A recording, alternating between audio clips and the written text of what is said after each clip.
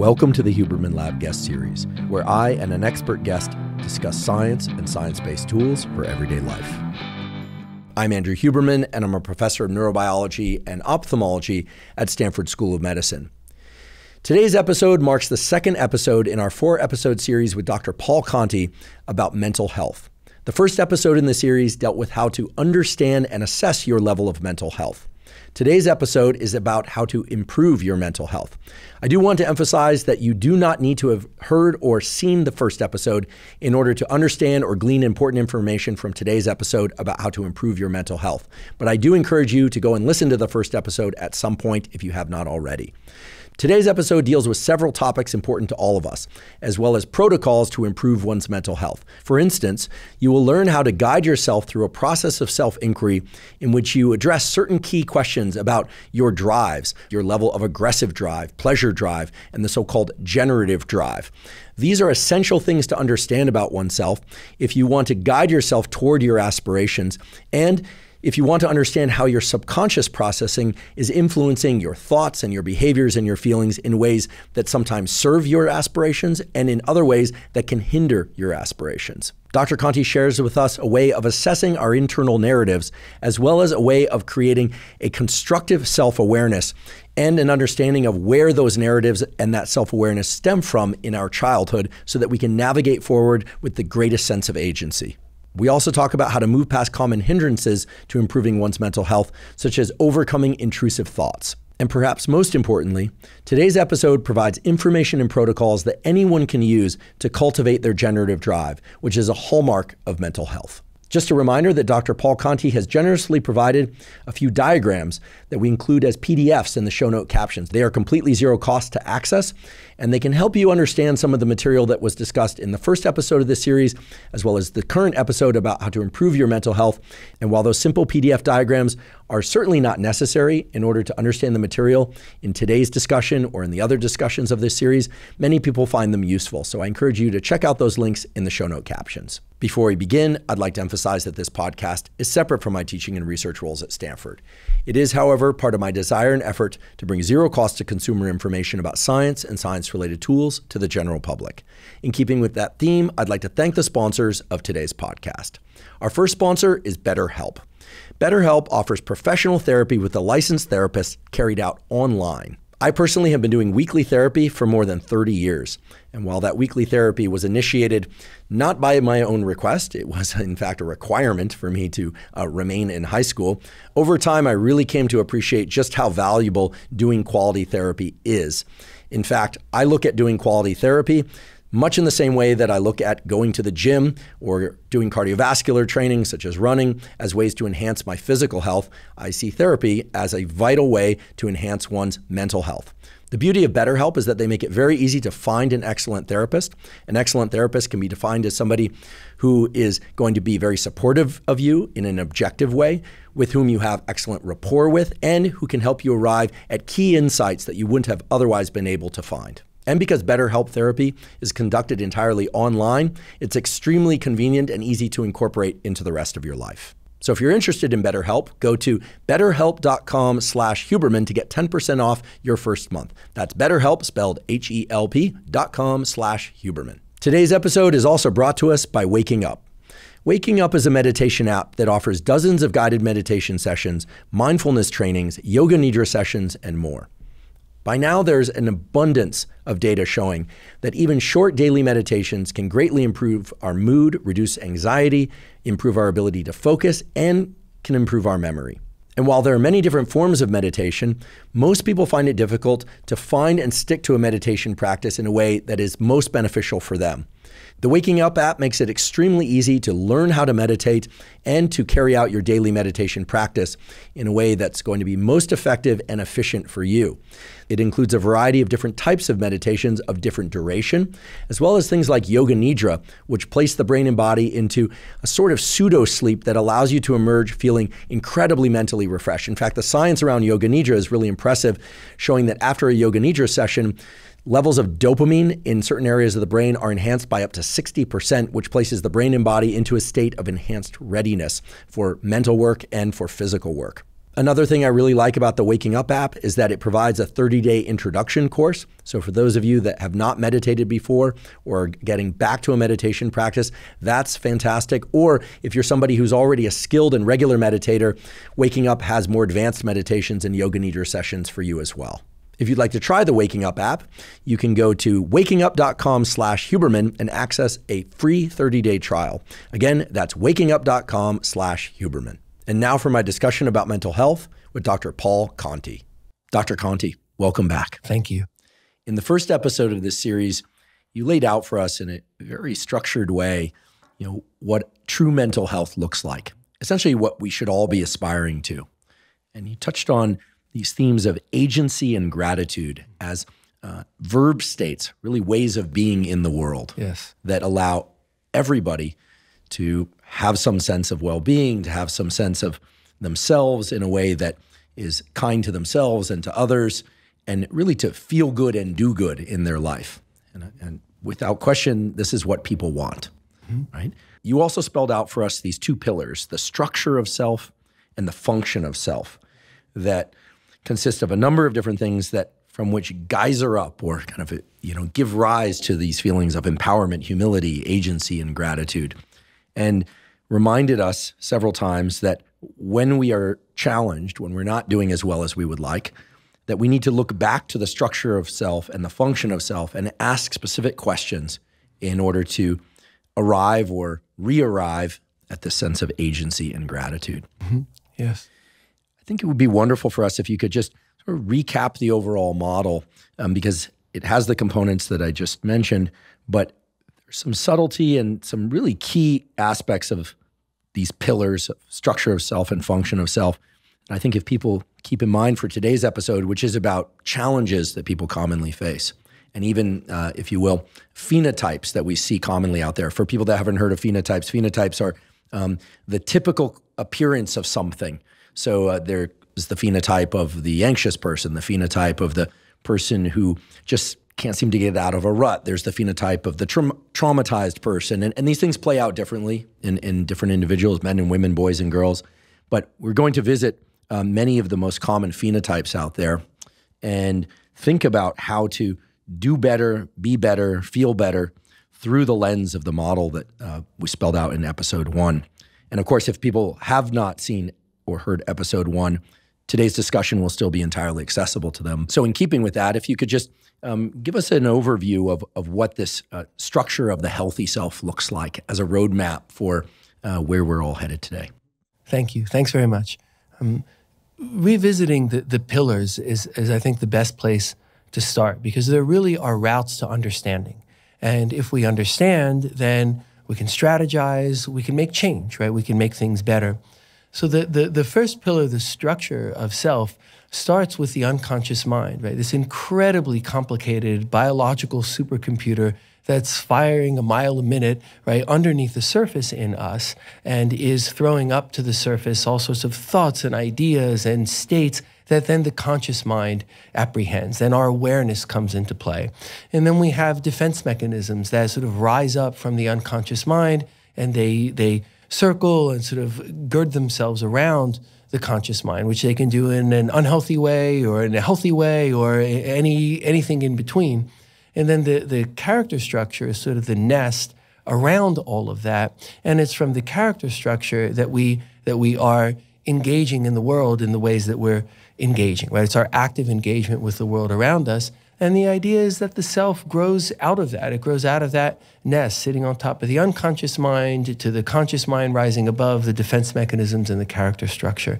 And if we go back to that when we're trying to understand ourselves, if we're trying to understand states of health as well as states of unhappiness or states that aren't healthy, right? By going back and looking at the structure, we can learn a tremendous amount.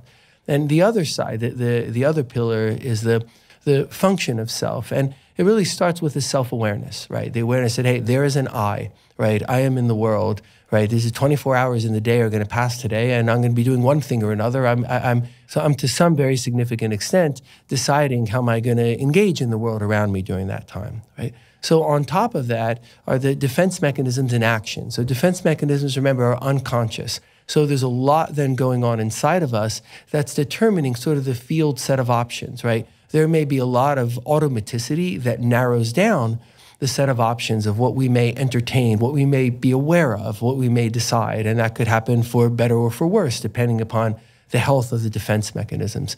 But on top of that lies salience. So the idea then we would next visit, okay, what are we paying attention to, right? What's coming from inside? What's coming from outside? And we have to not pay attention to many, many, many, many things in order to pay attention to whatever our attention has alighted on at the moment. So it's a complex process, and it's worth looking at very closely if we want to understand ourselves.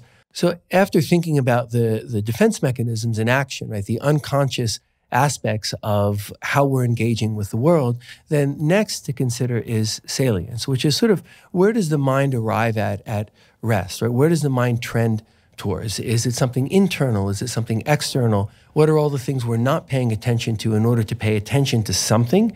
And is that thing healthy? Is it not healthy? Is it serving us well? So there's so much to understand about salience. And then the next step beyond that is understanding behavior, right? How are we engaging with the world around us? What are our behavioral choices? What are our automatic behaviors? And then sitting on top of all of that are our strivings. So we have a sense of wanting something in the world around us. And like, what is that? And how are we trying to get to it? And how does it make us feel?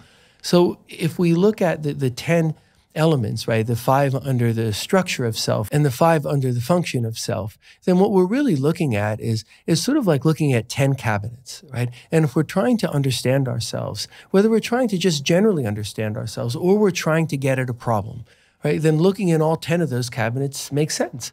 Right? Some of them will be bare, meaning that they may seem to have very little to do with the problem we're bringing. And we kind of maintain an open mind, right? We may be led back to that cabinet and there may be something there. But what usually happens is if we look in all 10 places, we find a couple where there's some rich material to explore. Sort of the X marks the spot, and then we go and we dig there, to sort of mix metaphors. We dig in the cabinet where we're going to find something, right? And then it leads forward a process of understanding. And if we're bringing those things into line, where we have a healthy structure of self and a healthy function of self, and we're aware of all of this and we're working on it, we're self-aware and we're paying attention to everything built on top of that, then what we end up with is a sense of humility, because one cannot be anything but respectful, compassionate, understanding the complexity of all of this and understanding how does it manifest itself in us, and just the very fact that we can make our ways in the world, right, is so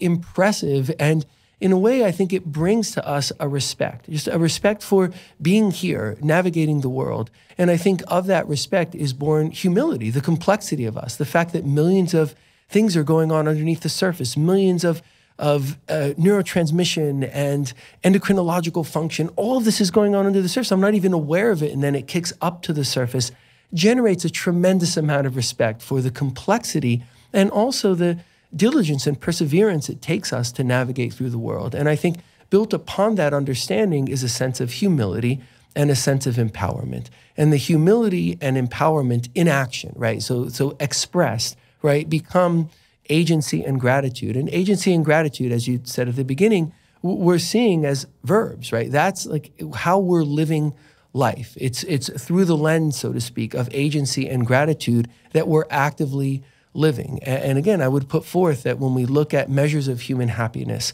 right, across disciplines and across time, this is always what we see, is some way of describing how agency and gratitude together as verbs manifest and then create happiness. It's the state that we're seeking to be in, right? Because from that state of active agency and active gratitude, we achieve what it is that I think we're really searching for. And, you know, there are by infinite words throughout human history to describe what that is. We might choose to use words like peacefulness, right? A sense of peace, a sense of contentment, being delighted by things, like just being amazed and impressed by things in the world around us. Like this is a state that we're striving for. And I think when people talk about happiness and what we're really trying to get to, it's this, right? But it's not that these things are passive, right? These things are coming from the active agency, the active gratitude, and they're then interacting with a generative drive within us, We have an aggressive drive. We have a pleasure drive. Like, this has been thought about now for a long, long time within mental health and validated in a lot of ways. But what hasn't been validated is that they're the only things, right? We see human beings striving. We see human beings wanting better for themselves and for the world around them. We see acts of kindness that seem to be rooted to nothing other than the act of kindness. We have within us a drive to know, to understand, to learn, to make better. And that has been described as many, many things across human history. But I think the words we might choose are a generative drive, a drive to create and to make better. And it's the generative drive as something active within us, right? That is then aligning with agency and gratitude, right? The active ways in which we express ourselves. And then that all together brings us the peace, the contentment, the sense of delight.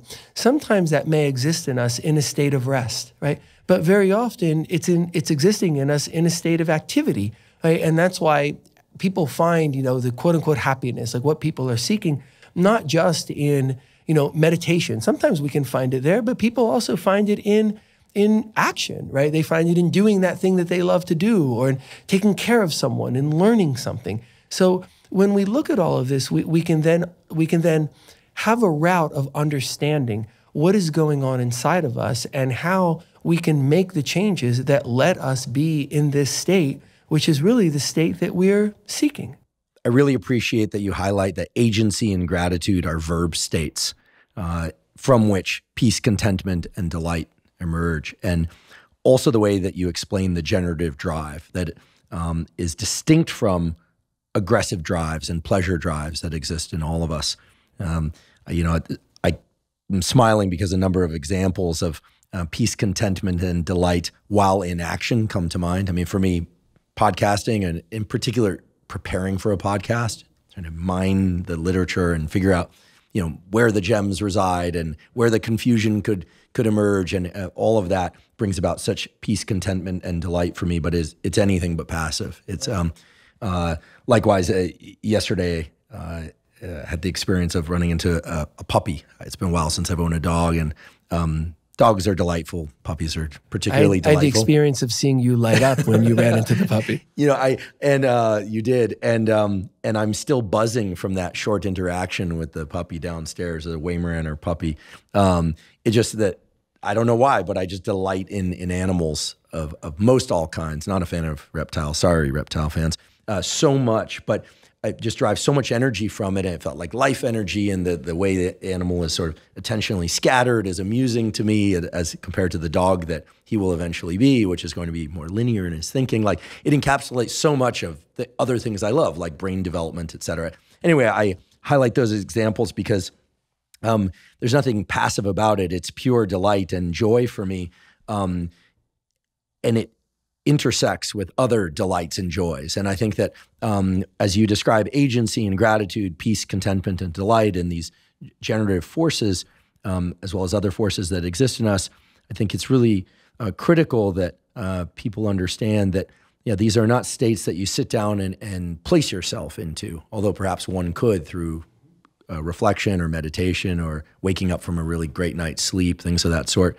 But that these are things that we can find ourselves awash in if we are doing the right things. And those things can oftentimes be very challenging.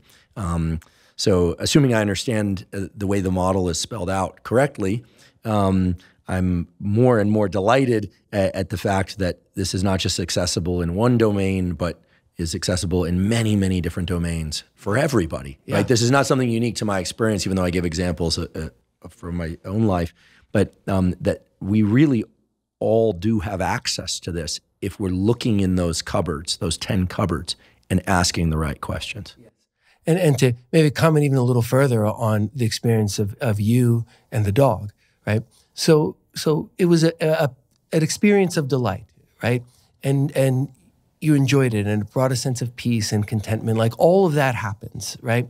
But think about what that's linked to. Like, I believe there's a strong sense of agency in you that you are enacting. There's a strong gratitude in you that you're enacting. You're handling your life in a way, and also for all of us, good things always come with good fortune, but it comes with our strivings and our achievements, that you're in a place to delight in that, right? If you're unhappy, like I don't like what I'm doing, I'm angry, I'm frustrated, right? Then there's no room in you to find the delight, right? And the delight that you find is also very much linked to the generative drive, right? It makes me think of how you loved and nurtured Costello, right? So you have it in you to love and nurture a dog, and you have done that in a really wonderful way. And that generative drive is part and parcel of the delight you feel when you see a dog, because you love dogs and you think about nurturing, and it all comes together. The agency and the gratitude expressed as verbs puts you in a position to have that sense of delight, which is so intertwined with your generative drive, with a sense of caretaking, a sense of creating the beyond self. Because although you enjoyed and loved Costello, you enjoyed and loved his happiness, right? So it all comes together, and I think it's interesting because in some ways it's a simple example, but like that's life. You know, life has its big moments, but so much of our lives are the smaller moments that link together. And I think that smaller moment, it becomes a big example. Well, I appreciate that you mentioned Costello. For listeners of this podcast that have tuned into early episodes, Costello was the source of the background snoring. For those of you that haven't, you can go check. Was a 90-pound English Bulldog Mastiff who had many skills, the best of which was snoring. So in addition to the generative drive, which is something that we certainly want to talk more about today, you mentioned these other drives, aggressive drives and pleasure drives. And much of what we're talking about today is going to be where people can go wrong or where people struggle. We are also, of course, going to go deeply into where people succeed, and in particular, where people can ask questions of themselves, in particular, what is working for them and why, as a route to understanding how to sift through those cupboards and understand what's not working and why, and come up with real actionable answers and the ability to move forward. So if you would, could you tell us a little bit more about drives generally? Like you know, when I hear drives, I can't help as a neuroscientist but default to, okay, the dopamine circuit or the endogenous opioid circuit or the serotonergic circuit. But, you know, how do you conceptualize drives within us? And then perhaps you could tell us what the nature of aggressive drives and pleasure drives and generative drives. So the concept of a drive, the definition of a drive is something that's intrinsic to humans. So we could look at it as a motivation, right? I mean, we don't just lie on the ground and do nothing until we passively die, right? So something is going on inside of us that is driving us to do something other than that. And historically, the thinking in the field, arising from early psychodynamic principles, the theory in the field that has really dominated the field either directly or indirectly in so many ways, has been that there are two drives within us, that there's aggression and pleasure. And again, these are just words, right? So we could apply many, many words, which is why, of course, we want to define what that means, right? So aggression, even though we're using that word for it because the word for it is commonly used, right? But it means sort of forward, active engagement, right? So a good, healthy amount of aggression, using that word for the drive, would be a strong sense of agency, right? So too little aggression can be a problem, right? Then the person isn't bringing themselves to bear, right? So there's too little in the way of self-determination, forward movement, empowerment, agency, right?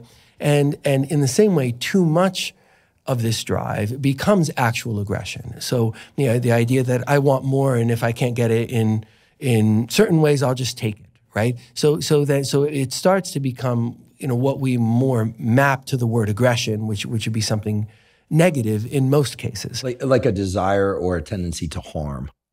Is that... Yeah, sure. As aggressive drives get higher, which you see why they're in us, because let's say we're defending ourselves, or you're defending a family member, right? Or like an entire family, right? Then it makes sense to have high levels of aggression if like your family is threatened, right? So those drives are in us at potentially those high levels for a reason, but we certainly access very high levels of aggression without the indication of preservation of life or preservation of safety.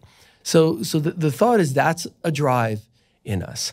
And that gets us up and off the ground, so to speak, right? And that the other drive then is pleasure, which again doesn't just mean that like we all want to be hedonists, right? So pleasure could be even the pleasure of relief and safety, right? We're all back in the cave together and we roll the stone in front of the door. We're safe. Throughout human development, pleasure comes in a lot of ways. It can come through the pleasure of food or other people, friendship, romance, sex. There are a lot of ways we can achieve pleasure. It can be relief of things that are unpleasant, relief of pain. But there's a drive towards this in humans, which again really does make sense. And too little of it, again, can be problematic because the person then isn't motivated to sort of seek things because they're not anticipating or don't receive gratification. And too much of a drive for pleasure can also create problems. So we can kind of see how these two drives, they get us up and off the ground, so to speak. But the question is, do they explain everything, right? And it's a very important question because if they explain everything, then there's not room for behaviors and choices that are beyond the self. Right? There's not an explanation for the person who, I'll give you an example of a person I've taken care of who's just a very strong swimmer, knows how to swim, has swam throughout his life, who was in a place, I saw video of it, where there had been a hurricane and the waves were so frightening. They were just huge, this huge surf. And there were people who had gotten dragged out and you just see him, he runs into the water, right? He runs in and he goes and he was really at risk. He needed to be saved himself, but he saved them. And I do not believe you can explain that through these drives. I don't think you can say, well, he was aggressive. He wanted to go and do something, that was imposing himself on the world, or he got pleasure in thinking, I'm strong enough to go do this. I mean, I think we're really gyrating, we're contorting ourselves, right, in order to explain it that way. If we think there's a goodness in that man's heart, I know there's a goodness in that man's heart, I know him, right, and that goodness seizes him in the moment, and, he knows that maybe he can save them, maybe he can't, he's not sure, but maybe he can. So the next thing you know, he's in the water. And I think things like the love and nurturing of other people, of children, love and nurturing of animals, of plants, right? There are things inside of us that we can't explain with those two drives. And I think they have led to a very sort of darker way of just conceiving of humans. I think it's a reason why now, you look at us in the modern day and age, we come at humans through the lens of pathology, right? I mean, there's a very, very thick book that if a person is assessing another person, is thinking about what numbers in that book apply, right? Which is that's not the way to go about understanding humans. And I think if we just think there are those two drives, we're not doing justice to humans, right? One, I think it's not true. I think it's evident that it's not true. And then if we're framing it in a way that's not true, we are not appropriately respectful of humans. And if we come from what I believe to be the truth, that there is a generative drive in us, a drive for the beyond self, a drive to make things better, whether it has anything really directly to do with me or not. And as with the other drives, there can be more or less in people, a combination of nature and nurture, what genetically is in us, a predisposition, based upon the genetic lineage that comes down to us and the recombination. And now we're a unique person with a unique set of drives, but they are impacted by the genetics, and then they're impacted by life experience, so more strongly formative life experience, right? So the younger the person, the sort of deeper the impact of events. They have nurturing versus abuse, right? On the array, on the relative weighting of drives within people. But ultimately, we get to these three drives and how they're functioning in a person being a way of understanding and assessing how healthy or not healthy the person is. And then we look back to those 10 cupboards, right, for the answers. If we're finding things that we don't like, those drives are out of balance, and here are the problems they're causing. So very, very concrete issues, right, of problems in people's lives. We can look and see, where is that out of balance? And if it's out of balance, there's something in those pillars that are not in the right place. We can then go back and look in all those cupboards for where do we dig to find the answer, right? We learn things, we bring things more into balance, right? So the pillars are in a healthier place, and then what sits on top of it, as you use the word geyser, right? The geyser that then comes up and floats everything on top of it can do that in a healthy way. Yeah, during episode 1, we touched on some of the similarities between understanding the self and building towards a healthy or healthiest version of self, where agency and gratitude are these states that are being expressed. And one of the themes there was this idea, people perhaps want to be healthy so that they live a long time, but presumably they also want to be healthy so that they can walk up flights of stairs, pick up their kids, move objects, not get injured, perhaps even do sport, or, and of course, some people want to be healthy for aesthetic reasons as well. And if we were having a discussion about physical health, we could address the sort of major pillars there, which were items within the cupboard, like, most people want some ability to have endurance or stamina to walk some distance, or maybe even run some distance. As I mentioned before, walk up a flight of stairs, have some strength, some degree of flexibility, certainly some mobility, maybe even dynamic mobility, et cetera. And in order to address those or improve upon those, they could look in those cupboards and say, well, how much, running, swimming, long form cardiovascular exercise am I doing per week? How many steps am I taking per day? How many times a week do I lift objects that are slightly heavier than is comfortable for me to lift, et cetera? It's very tangible, very concrete. Here you're making the psyche and the self and mental health very much concrete in some of the same ways, saying there are 10 cupboards that one can look in. And these drives, as you refer to them as generative drive, aggressive drive, and pleasure drive, you'll probably tell us in a few minutes, can be expressed to varying degrees in different people, and how that shows up and what that looks like. And I just want to frame this in people's minds as very similar to addressing whether or not, okay, if somebody can run very long distances, but they're always, having aches and pains, or they feel weak, or they are weak. There are good reasons for that. They're overemphasizing one form of exercise. The expression is more along the lines of endurance and stamina, not strength. Or vice versa, the power lifter who can, lift 750 pounds from the floor in a deadlift, but walks up 2 flights of stairs and is, belly breathing and has to stop at the top of the stairs. It's obvious in the physical realm. It's slightly more cryptic, or more cryptic in the psychological realm, but here it's becoming concrete for us. So I think it's very interesting and very ironic, right? So the field that I'm in, the field of psychiatry, has historically wanted to be sort of part of the rest of medicine, or like the rest of medicine. And what I believe it's ended up doing is glorifying a taxonomy, right? Glorifying a category, mechanism of understanding human beings. So in the way that if I'm a practicing general medicine and you come in and you're congested, and I determine like, oh, you have bacterial sinusitis, right? So now I've made a diagnosis, and now I know what I'm going to do about that, right? Okay, I'm going to prescribe an antibiotic. Now the thought comes in of like, what antibiotic, right? But the identify sinusitis, now you need an antibiotic, is like kind of how medicine works, right? So the thought was psychiatry is going to categorize everything, right? So we'd say, okay, I've listened to you, like, I know your number or your numbers, right? And then once I've given you the numbers, now I know what to do. I prescribe this medicine, that medicine, these many sessions of a certain kind of psychotherapy. And like, that doesn't work, right? It doesn't work in mental health. It may, it's not that it never works, but if you're going to try and understand people, like, it's different, a problem of self. Like, if I have a lack of confidence in one area of life and not in others, right, that's a significant issue. It is not like bacterial sinusitis, where then, okay, arrow goes to prescribe antibiotic.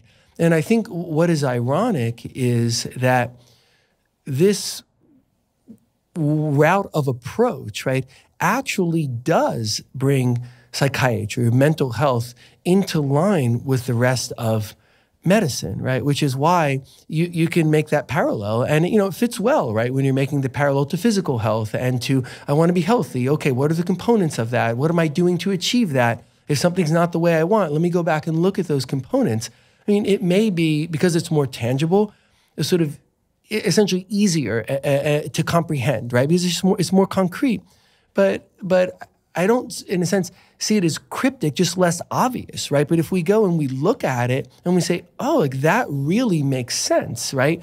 And in a sense, it makes sense that it makes sense, right? If there's a mechanism of understanding that applies to lots and lots of things that are more concrete, why would a similar kind of mechanism, like understand what the components are, understand what's built on top of them, like this, I believe, is how psychiatry actually fits with the rest of medicine, not by glorifying a taxonomy, but by coming through the lens of understanding.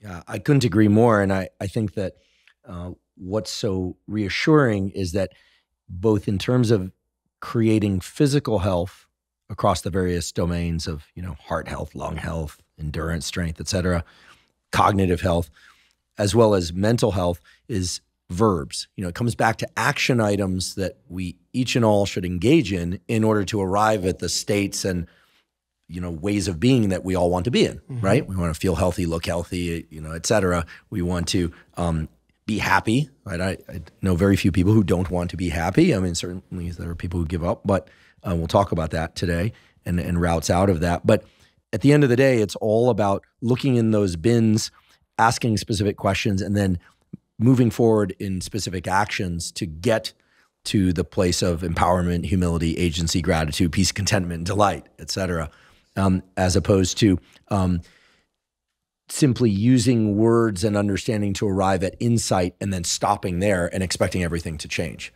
And I think that's where a lot of people are confused about psychology, therapy, and psychiatry. And as you mentioned, psychiatry has its own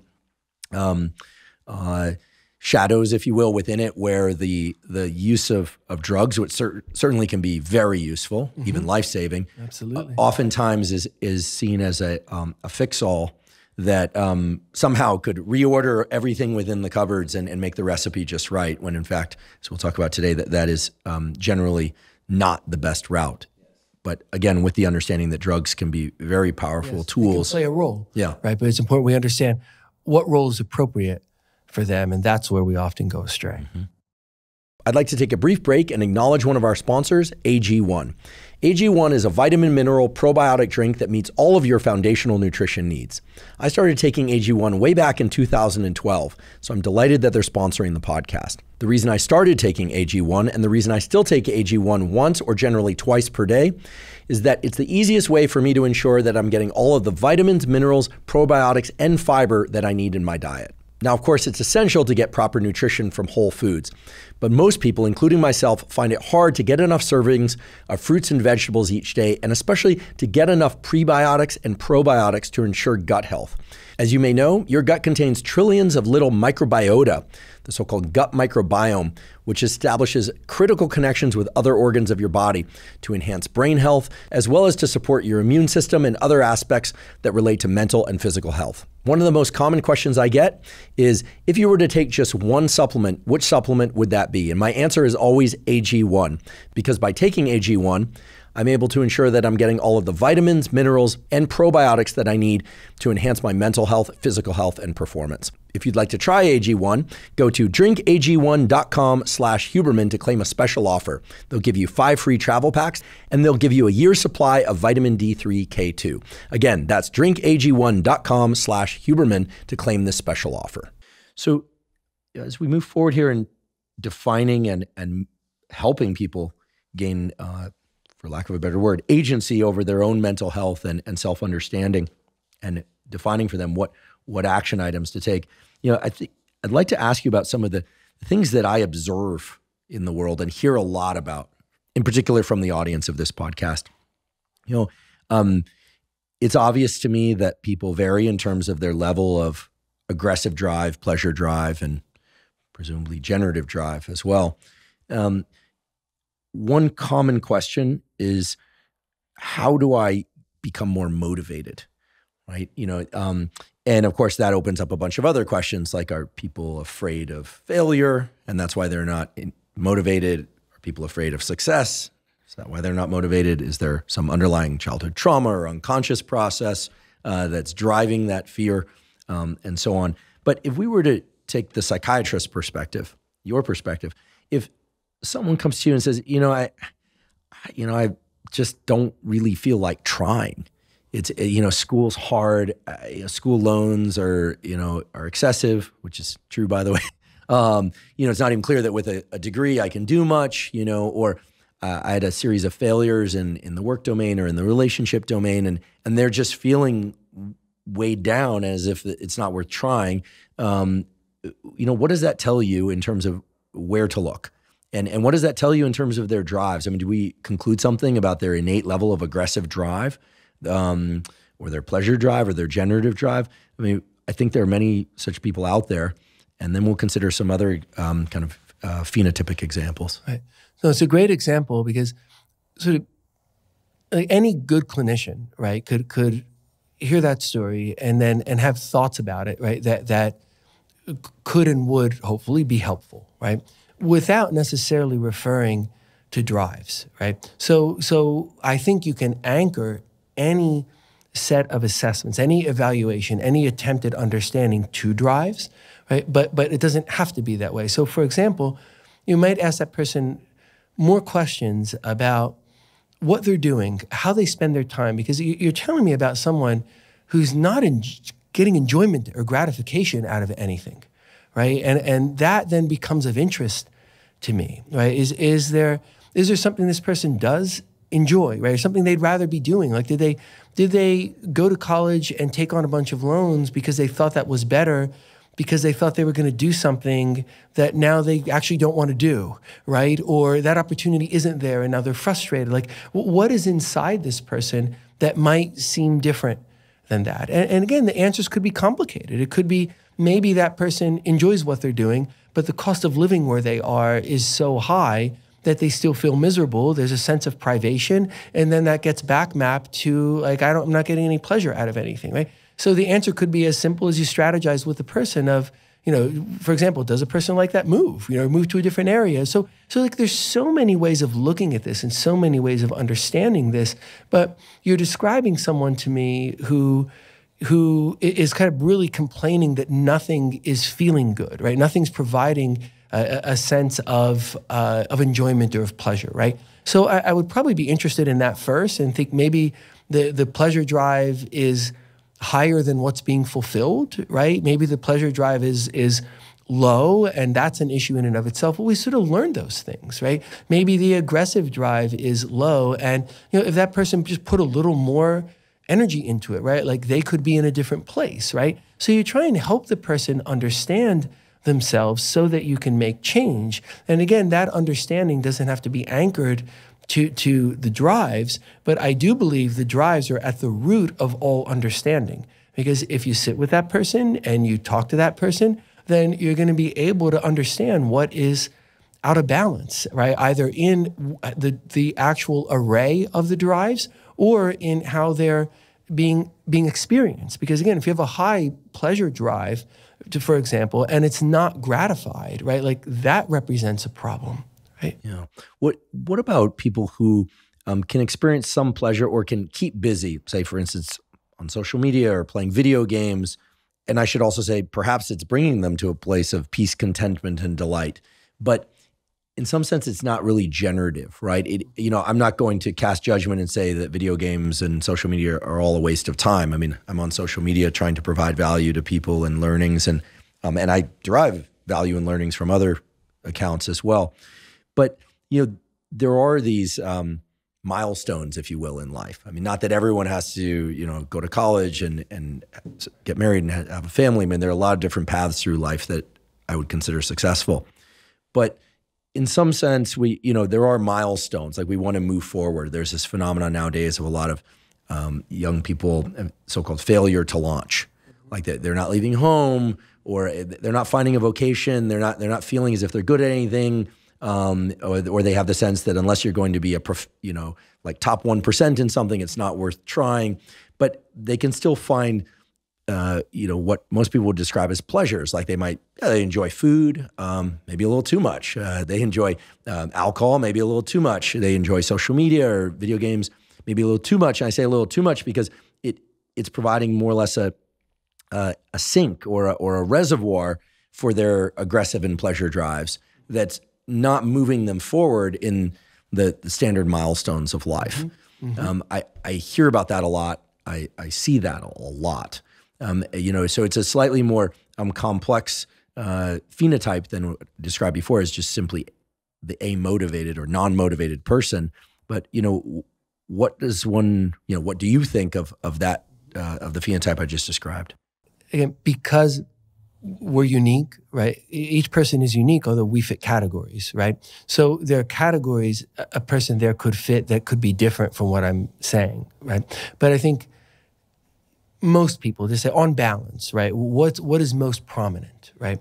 I think what is most prominent in that situation is there's something out of balance in the generative drive, right? And what you see a lot of times is the person has a generative drive in them that's higher than their ability to realize that drive. The generative drive then is frustrated. So I'll give an example. This is a real true story of a person who had worked very, very hard, gone to school for a long time, and had achieved a very high-paying job. And that was the goal, right? It's a prestigious job, it's a high-paying job, and the person for a while was doing quite well at it. And things went relatively rapidly in a negative direction. So maybe for a little while the person's doing okay. Then the person becomes very negligent of themselves and their environment when they're not at the job. So, the house is a mess, things are dirty, the person is wasting time with things. So this is a person who enjoys, it wasn't exactly video games, right? But let's say it could have been, right? Well, enjoys them to a certain degree and can really gain pleasure and feel good about the time spent, right? But starts spending too much time, right? Now, what was pleasurable starts becoming a distraction mechanism, right? And then what that transitioned to was overuse of alcohol, right? So now you have either something that is actually destructive and was negative to job performance, right, towards the person. This wasn't a person who was drinking a lot before, and this is a person who was miserable when they were drinking, or they were sort of wasting their time, right? And we're aware of all of this. Well, there's a very clear problem, which is that that person had no interest in what they were doing. None whatsoever. It felt like the majority of waking hours were spent in an automaton-like way, but being awake and aware of the tedium of it, the frustration of it. The professional side. So they essentially had very little intrinsic curiosity or desire to do the job that they were successfully doing. Right, which comes out only after exploration, because it seems like, well, what's going on with this person? Like, this person has a good job and their life was going really, really well, and they're doing well financially, and is this person trying to now, overly indulge themselves, right? Like, is that why they're drinking? What's going on, right? And what you feel is that this person had a strong generative drive, and it wasn't met one little bit by what he was doing, which was creating such frustration inside that the person was either taking himself online or doing something that was punitive and self-injurious. And this is a real story. The person exchanged that job for a job that paid 1/10 of what the job they had paid. And the change in the person's life was amazing. I didn't know this guy could smile, right? He became happy. He loved what he was doing. He sold the larger house, bought a smaller house, kept it beautifully. He was happy, right? That's what he needed to be happy, because then the generative drive in him, he loved what he was doing, right? Gets enacted, it gets expressed, and then other things can come then into line, right? He's not being over-aggressive towards himself and drinking too much, because he's saying, oh, to hell with you, to the world around him and to himself, right? He's not taking something that serves a purpose in his life. Again, if the example had been video games, it would be yeah, great, you enjoy doing that X amount of time, and go do that and get gratification from it, as opposed to then over-relying on it, and then it's not providing gratification, it becomes a distraction. So those things came back into balance in his life, but there had to be the understanding. And I think there's a lot of that in people who have a generative drive in them that they feel is frustrated by a world around them that isn't cooperating. Now, do I think we can understand that and change that in the vast majority of people who are in that place? Yes. But it has to be looked at first, right? Because when it's not always that, it's just that a lot of the time, right? So it has to be understood. What is it in that person? And then how do you go back to those pillars and look at what's going on that the person is in that place? Because the world can bring us a lot of difficulties, right? And that person who now is saddled with a lot more loans than they expect. I have tremendous compassion for that and sympathy for that. Like that's real, right? So people can be up against a lot of things, and that's just one of them, right? But it doesn't mean that life can't be okay, right? It doesn't mean that. But the person has to feel that there's some way, they have to understand enough about themselves. Is okay, this is what this is, and I kind of see what this is and why and how I'm here. And from there, I can start to plot a route to something that is better. Because yes, we have our difficulties and we can have a lot of them, right? But for the vast majority of us, it's not like they're not surmountable. We have to just understand them. And let's say if that person goes and says, I'm going to get some help. And they go and someone says, oh, okay, wait, you get 10 sessions of cognitive behavioral therapy. And you try and like, how can that person think differently? Then they'll feel differently. And look, cognitive behavioral therapy has its place, right? But it's not going to solve that, right? Like that person needs to understand something about themselves, not redirect their thoughts to better places, right? So if the person gets a reflex, because that reflex works well for the system, right? A reflex works well for the system that's treating that person, for the medical system, the insurance system, that person isn't helped one bit, right? And maybe a medicine can help, right? Maybe a medicine helps to just take down the anxiety and the tension in the person. Then the person can sort of think more about it. And truly, medicine did help this person because the idea of leaving the job, I'm leaving the prestige, I'm leaving the money, is that okay to do? Like it generated a lot of anxiety, and it helped to kind of bring the temperature down a little bit of that so that he could think about it, engage in therapy, ultimately navigate to where he wanted to be. Then we could back away from the medicine. So like medicine has a role, but if he just got medicine, I mean, what are the odds of that helping? Like zero, right? Because it's not going to make the answers unless somehow the person feels a little bit better and figures it out on their own. I mean, it's not how it works, right? So medicine has its place, but a kind of therapy that recognizes the limitations of medicine in most situations and is designed to really help the person understand, like, that's what we need. Well, the example you gave is a spectacular one because, as you mentioned, medication had its place. Perhaps even redirection of thought in some sense had its place because, yes, as I recall, under the pillar of function of self, one of the key items is salience, what we pay attention to internally or externally, what our internal narratives are. But in staying with the example of this individual, again, as a phenotypic example for everybody to learn something from, the asking of better questions about oneself is really what leads to the understanding. So that like better forms of inquiry, right? To me, these better forms of inquiry, better questions are really the cardiovascular exercise, the strength training, the flexibility training, the mobility training, coordination training of physical health, just translated to mental health. Right. It's so interesting, right? Because if you think about it, in the example I gave, both the therapy part through the system, right, the CBT has a place, right, and the medicine part also had a place. So both of those things have their role. But if we build the whole story of like, this is what this is and this is how you're going to be helped around those things, we don't help that person at all. In fact, we ultimately, if you take on balance, you take all comers, we end up doing harm. Well, in some ways, if we stay with the analogy of physical health, it would be like the person who wants to get in shape and then they get I'm not picking on Peloton as a brand, but just a stationary bike. And they pedal every morning and they lose weight, their blood pressure goes down, they're doing better. But then at some point, if we know with certainty that if you just do the same form of exercise over and over again, like sooner or later, you're going to get overuse injuries. So then there's like the lower back piece and another piece and you become out of balance. Right? But I guess this is stealing from the Lance Armstrong book, but it's not about the bike, right? I mean, it's not about the bike. It's about the elevation of heart rate. It's about the whatever other healthy activities go along with exercising first thing in the morning and all the things that you're not doing as a consequence of exercising in the morning. So it seems to me that these better lines of inquiry as the path to better mental health, a better life, that sit under these pillars of structure of self, function of self, are really the key. So in this example, right, the parallel that you made is even more dramatic.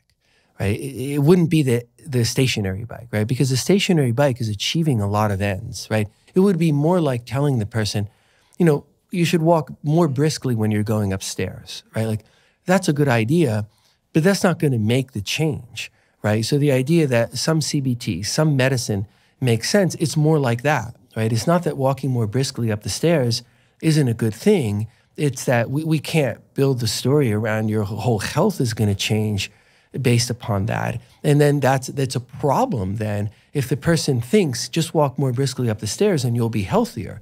Because when it doesn't work, now they've failed, right? And this gets used a lot in mental health. That person failed this therapy, failed that medicine, right? And I think it's so also ironic because that's often what the person internalizes.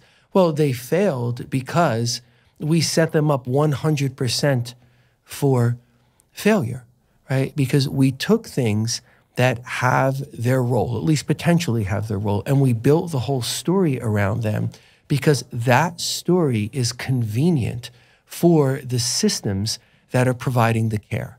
It's convenient for the healthcare systems. It's convenient for the insurers. CBT packages very nicely. And you could see how, if you start changing thoughts and how they make you feel, like, you can get some movement on the surface, even if there's no movement underneath, right? And again, I'm not saying CBT is bad, but to see it as the whole answer guarantees failure in so many situations. Same thing with the medicine. If you build the whole story just because it's convenient, and by and large, medicines are cheaper than people, right? So you can prescribe medicines very reflexively. Psychiatrists with 15 minutes with a patient that they can't then see back for a couple of months. Like, how does that go well? The answer is it only goes well the way a broken clock is right a couple of times, or twice a day, right?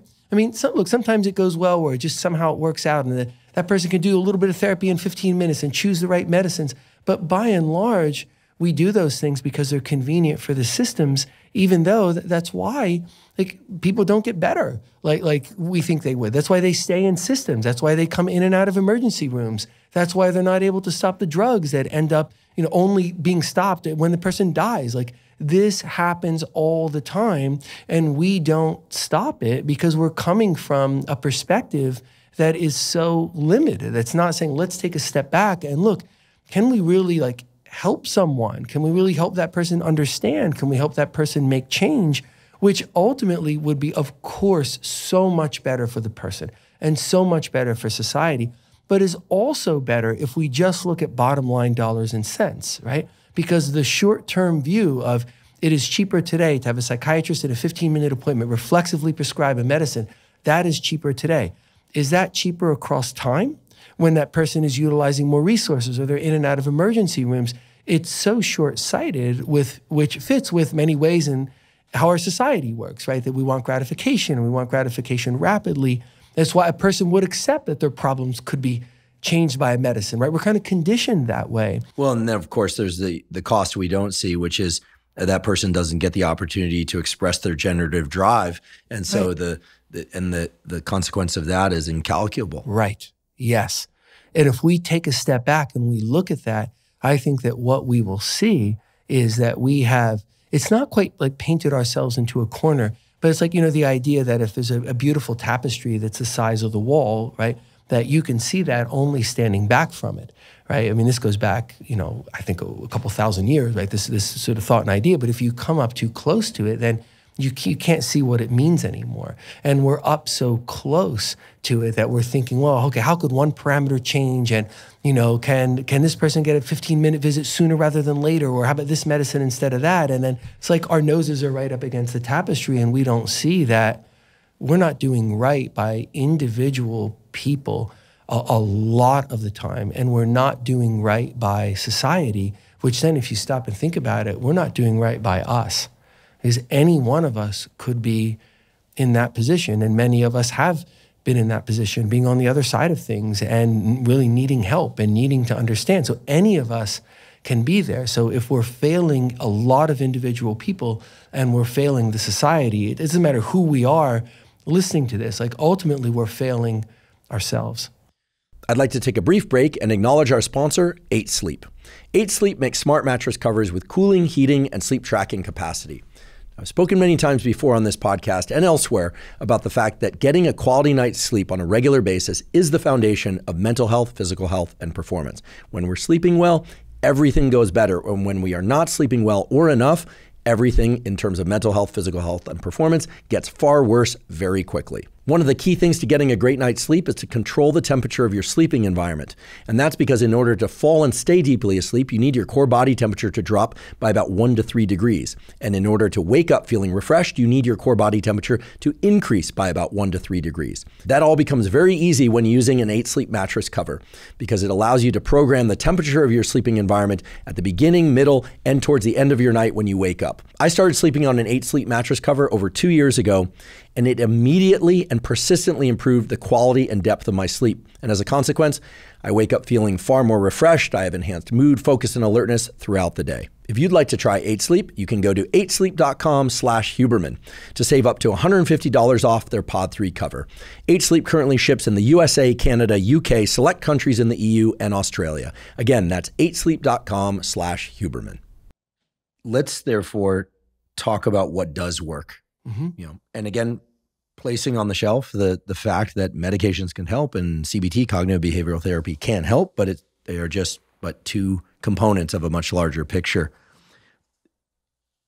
The map that we described briefly at the beginning of today's episode, and that is, by the way, available as a downloadable PDF in the show note captions if people want to look at it visually, and that was described in a lot of detail in episode 1, which I hope people will take the time to listen to because it's so rich with depth of understanding, and I'm certain everyone will learn a ton about themselves and others simply by listening to your words. I'm absolutely certain of that. That map provides essentially a description of the bins, the cupboards to look in to arrive at better answers, and even the sorts of questions that one might ask. If we could just talk about that in the context of the example that you gave of this person who made this really incredible choice to move away from this higher paying job. They were overindulging in certain maladaptive behaviors. And again, we will use this example, but this example is but one of an infinite number of examples that we could use of a person who's, in a struggle, right? They're doing something that's not working for them, and they're also not doing things that they know they ought to be doing, okay?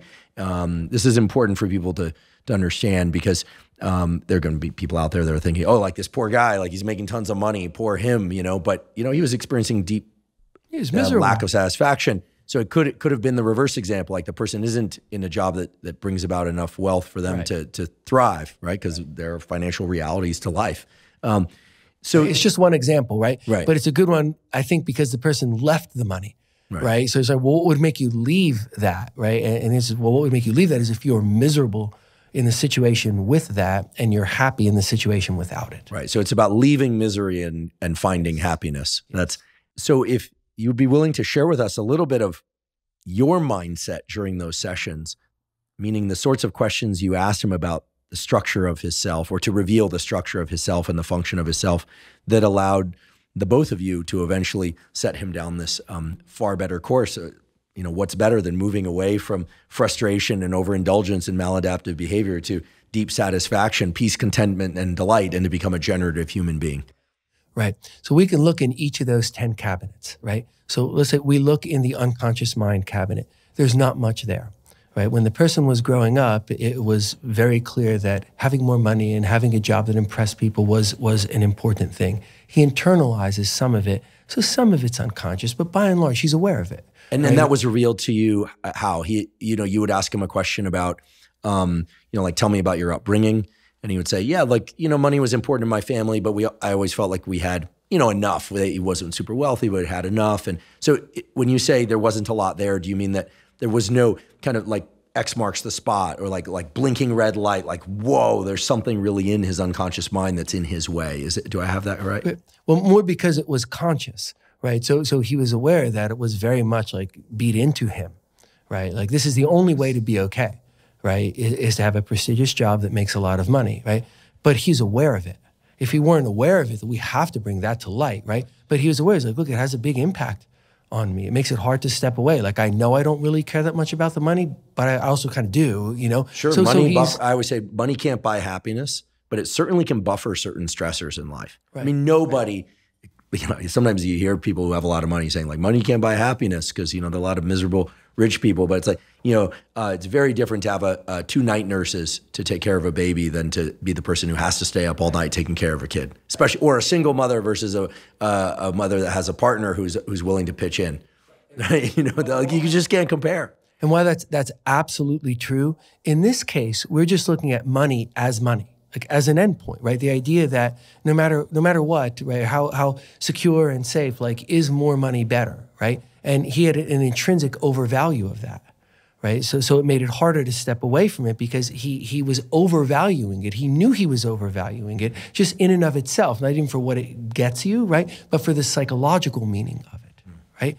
Then we look at his defensive structures. If we look in that cupboard, you see that they've really shifted, right? They shifted from healthy places. Now they're sort of twisted and distorted, and he's doing a lot of denial, a lot of avoidance, a lot of rationalization, right? He's enacting a lot of aggression towards himself, and he's doing a lot of projecting, right? He's harming himself with the alcohol. He's punishing himself, like, so his defensive structure, it can be healthy. We know that because it was healthier, right? But then we see that it is so twisted. So we learn a lot from that, right? A lot is conscious in this person. The defensive structure can be healthy because it was healthy, but eventually it was healthy. Well, it was healthy before. I see. It was healthy before. So you know that it can be healthy again, right? He has it in him to have healthy defenses. They just started getting away from him as he felt less and less satisfied with his job and more angry with himself and more miserable. I think this is a really key point for me and everyone else to understand.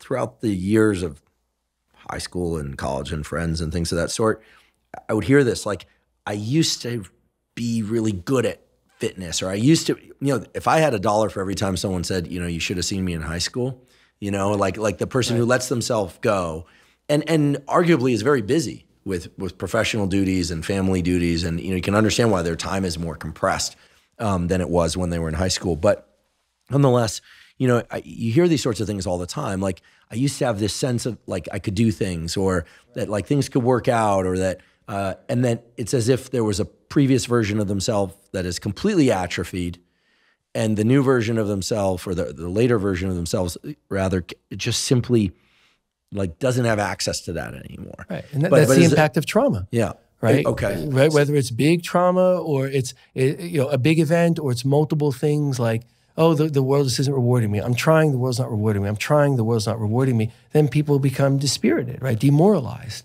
right? So it's the trauma of that takes away the sense of self, the sense of agency. Like, I thought I could do things before. Now I don't think I can do things, right? But nothing has really changed in me.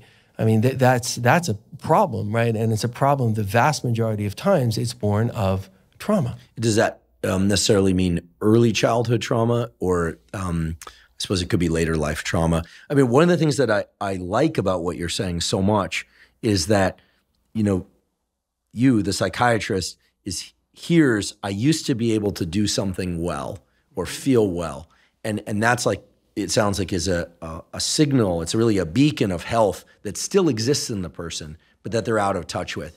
I think for most people, when they think about themselves, or people who talk about how they used to be functional in some domain and they're no longer functional in that domain any longer, it sounds as if, like, things are fundamentally broken. Like it's as if a piece of them that was functioning, like, drifted out of their body and left. Right. But I love the optimism, right? Because I think so much of what we're interested in covering today is not just what's not working and why, but also what's working and why, and what used to work and why. And the idea that, within these cupboards, there can be the discovery of problems. Clearly, that's why one goes to the cupboards, right? As we're defining it. But that there are a lot of answers. The ingredients for success already exist within us. Right. Right, especially if we know we've had that ability before, right? Because we know that we had it before. So think about, in this man, he felt that he couldn't make change. Like, now he's stuck, right? Like, I got a lot of things done. I was able to get myself into this school and achieve this, and and then get this job. Like, he could do all of those things, but now he feels like he can't do anything to make himself happy. So, like, we know he could do that. He had a strong sense of agency. He doesn't now. Right? And like people often do, they feel a sense of loss. Like, naturally, I've had this happen in myself. Like, it feels like something's cut out of you and there's something hollow. I had that thing and now I don't, right? Hence the I'm broken, I'm hopeless, the things that we hear over and over and over again. So think about the shift in this person to like what's actually going on, which isn't that hard to discern. We just pay attention to it. So then if we run up the structure of self, we say, okay, not a lot of it is rooted in the unconscious mind, right? There are problems of overvaluing certain things, but they're in the conscious mind. He knows, like in his household over dinner, it was, dad or mom, being proud of some dollar amount that they had achieved. So that narrative exists, and he's like, money was a big deal in my family kind of thing. Right. I mean, by the way, I'm not speaking about my family, but rarely were there discussions about money. There were discussions about other things, of course. But in this hypothetical person. And he knows a real patient, sorry. Right. Yeah. He knows he overvalues it, right? He knows that independent of what money buys and what he needs and all, like he just puts too much importance in money, and he knows that, right? So, okay, they're conscious mind issues. He's pretty aware of them, and they're pretty kind of set in him. Like those are the issues, and they're there. Okay, we learned that.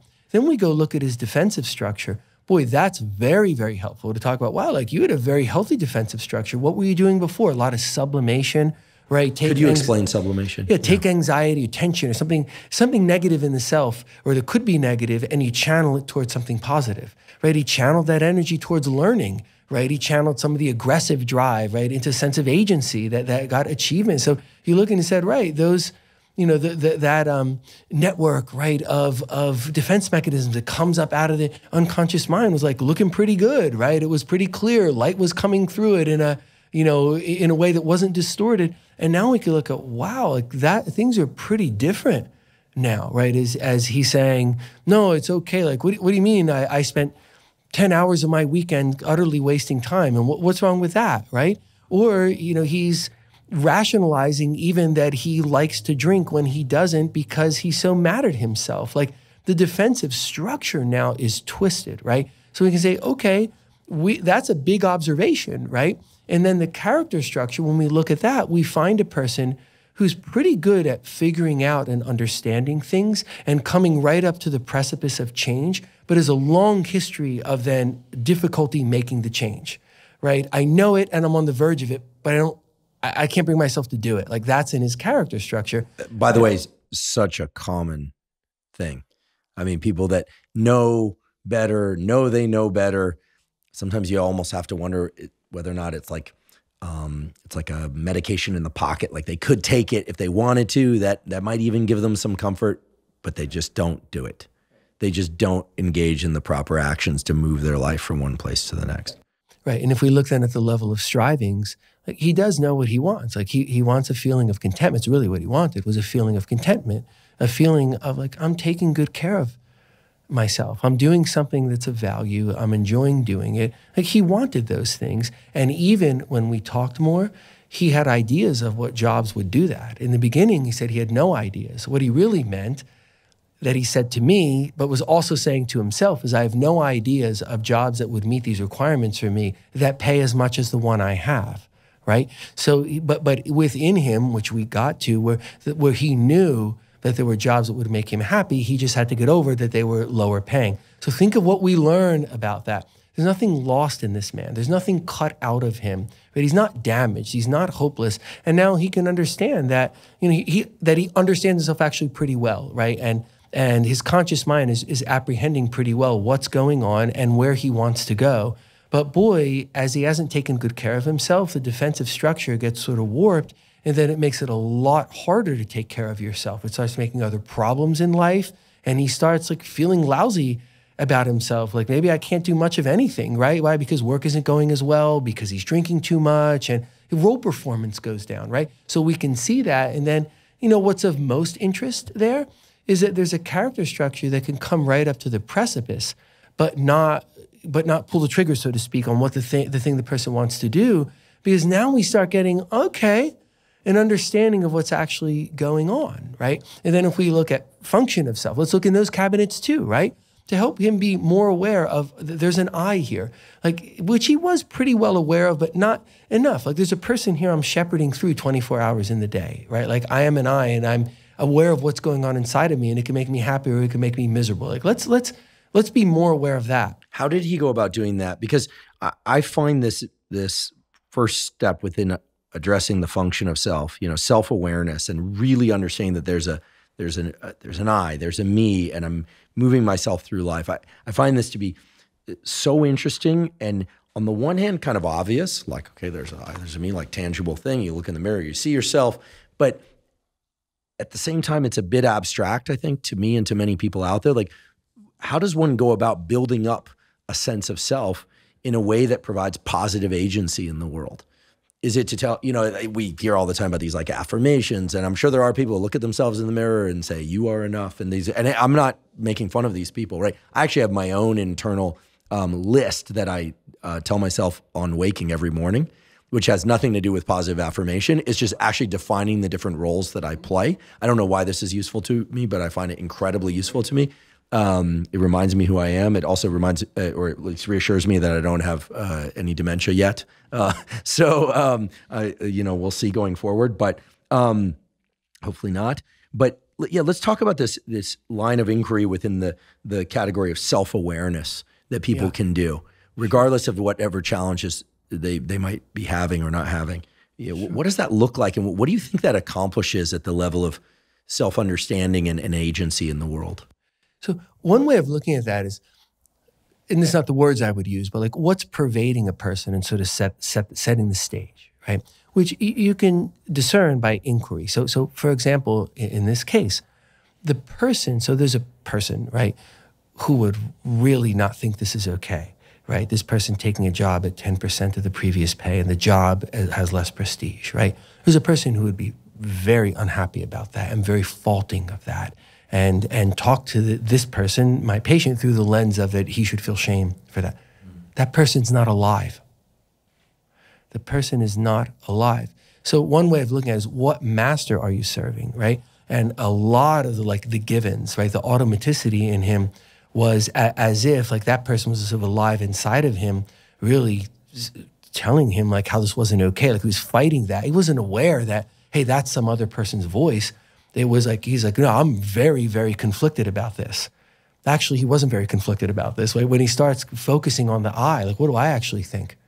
What do I actually think? I don't care if I make 90% less. Like, I don't care. My needs are met. I put some money away. I want to be happy. I'm not conflicted. Like, but in order to get there, we have to look at the I. How much is the I at center stage, right? In all the, I don't mean in some way like paying too much attention to the self, but like we're all acting through the lens of the I no matter what we're choosing, right? So to be aware of that, and do I want to be impacted by the opinions of this other person? Because I can let someone else's opinions very much, I mean, we all do, right? Very much impact my thoughts, but I want to kind of decide that. Do I really value that person's opinions? I don't want them automatically inside my head telling me how I feel about myself. I can't tell you how many people I know come to me in a place of struggle, even though I'm not a clinician. And as I listen to what they're struggling with, it's so clear that they know the best answer and route forward, but that they're dealing with some internal oppressive voice about whether or not they are a good person or a bad person, whether or not the choice they want to make is really a good choice at all. Sometimes those voices are the voices of parents, because, in these particular examples, or the voices of peers. And so I think, if I understand correctly, what you're talking about is getting really firmly rooted in who a person is for themselves and what they really value, and what they really know to be true for themselves, and really trying to not necessarily quiet those voices, but see those voices truly as other, even though they come from within their head. Yes. Is that right? Yes. Yes, to stop and think, what voices do I want inside? So maybe I want the voice of a kind mentor who still held me to account, for a very high standard, right? It's a good voice to have inside of me, right? I got a few of those, and right. But what might not be a good voice is like, say, a not so kind mentor for whom you could never do anything good enough. That's not so good. Or maybe you take part of that and you leave part of that. But the earlier and more formative the voices are, the more they're in our head automatically. Like, think about it. That man thought that he was deeply conflicted. Absolutely, 100%. Like you tell him, and he was, right? Like his experience was to be deeply conflicted. But when you go in and dig, there's actually, if you just dig and you get to like, okay, the I is going to assess this. He's not conflicted at all. right? Which is why then, if you're coming up the function of self ladder, right, and you look at defense mechanisms in action, right, and what's on top of that, salience, right? Now is when it creates an immediacy, right? So defense mechanisms in action sort of inform the process and say, hey, the defenses are shifting to denial, acting out, right? And that's what sort of gives us a time horizon, like this is not going to be okay, right? That if we kept down this path, what was very clearly going to happen, you don't have to roll the tape forward that much to see that he's going to lose his job, right? He's going to feel very ashamed of that. Like a bunch of negative things are going to happen. So it helps the person apprehend that like there's something going on here. Like I'm changing, right? Because like in some way, I'm thinking now that it's okay that I'm wasting 10 hours on something that I could really enjoy if I spent 90 minutes on it. Like whoa, I'm kind of losing a little bit of perspective there, right? So it adds a sense, like it frames the situation, right? And the salience of it. Could you elaborate a little bit on this defense mechanism in action of acting out?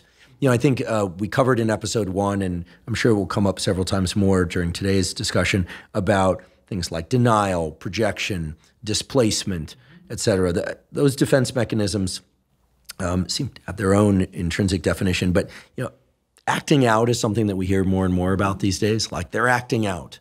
Like, what is acting out? Is it acting out of some conflict? Is it trying to demolish a struggle by going and doing something else? Yeah, we can think of it as, by and large, an unhealthy manifestation of a lot of aggression, which could be a very high aggressive drive or an aggressive drive that's not too high, but is then furthered, its powers furthered by a negative situation, right? Say like this one, right? Because the acting out, what was going on here inside of this person is he was very, very mad, right? And this isn't a person who expressed a lot of anger, right? So or had outlets for it, right? He wasn't going and running 10 miles, or right? This was all inside of him. He wasn't getting it out in one way or another. So what he starts doing is he starts acting out the anger. Now he's angry at the world around him because he's unhappy in it and it's not giving him more choices. Now, of course, this is about him and not the world around him, right? But he's feeling an anger towards the world that won't cooperate, right? And he's angry towards himself, right? Because like he can't make himself happy. Like, look at all of this, look at all that he did and look how miserable he is, right? So a way of acting out then is the drinking, right? Because the drinking is to hell with the world, right? You think I shouldn't be drinking at night and come into work hungover, I'll do it anyway, right? To hell with the world. It's a way of snubbing his nose at the world, right? He's also snubbing his nose at him, right? To hell with me, right? The guy who now doesn't come across the way he did before because I'm showing up at work, not in the responsible way I showed up before, but in a way that's a little disheveled, function is lower. To hell with me, right? It's a form of self-denigration. Like, let people think worse of me, right? Why? Because I'm so mad at myself that I think it's justified, right?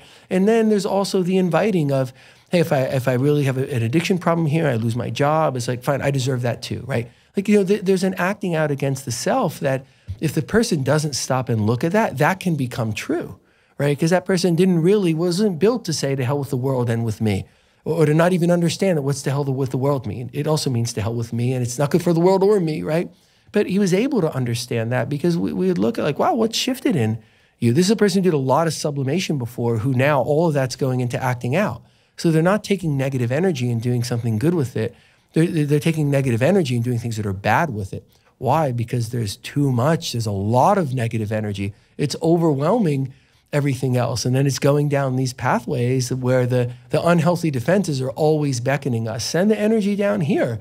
It's easier to avoid than it is to face something and figure it out, right?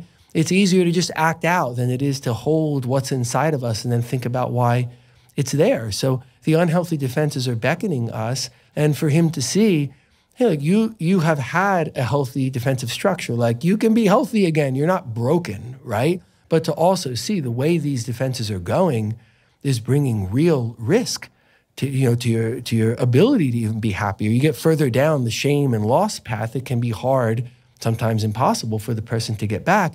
So it sets the stage at like, this is very, very important, what these defenses are, how they're being enacted, and for him to be able to see that like, oh, this could be healthy, but it's not now. Yeah, these slow, degrading forms of acting out and self-sabotage and sabotage of others, I think are the particularly dangerous ones because they're slow, and sometimes the change is imperceptibly slow, and then one day somebody arrives at a place where, as you said, they unfortunately can't get back, or it requires going into residential treatment or things that really big departures. Yes, big departures in order to get back into life. And I would never wish for somebody to choose to act out by driving off a cliff instead. But there are other forms of acting out that immediately wake people up. But it seems like people don't often select those. They select these more subtle forms of acting out where they don't get caught, and or no one's calling them out on it because plenty of people have 5 or 6 drinks at happy hour, right? As opposed to 50.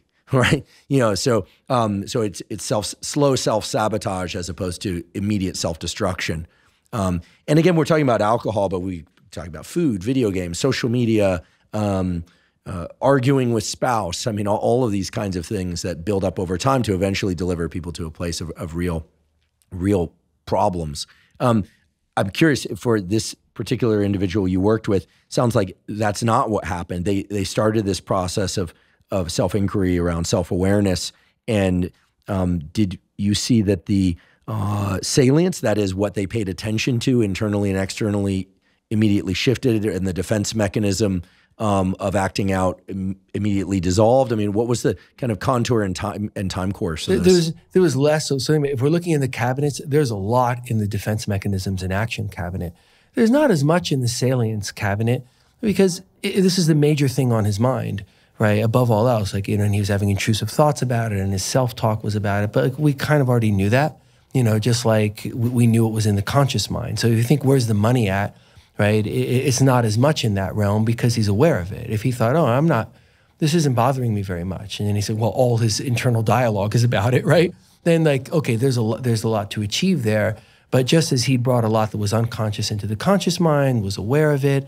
It was salient. There's less to do there, right? Because the things to understand and change are not residing so much there. For people that are, no doubt, everyone is thinking about their own internal processes and where they could ask better questions and arrive at better answers to help themselves along.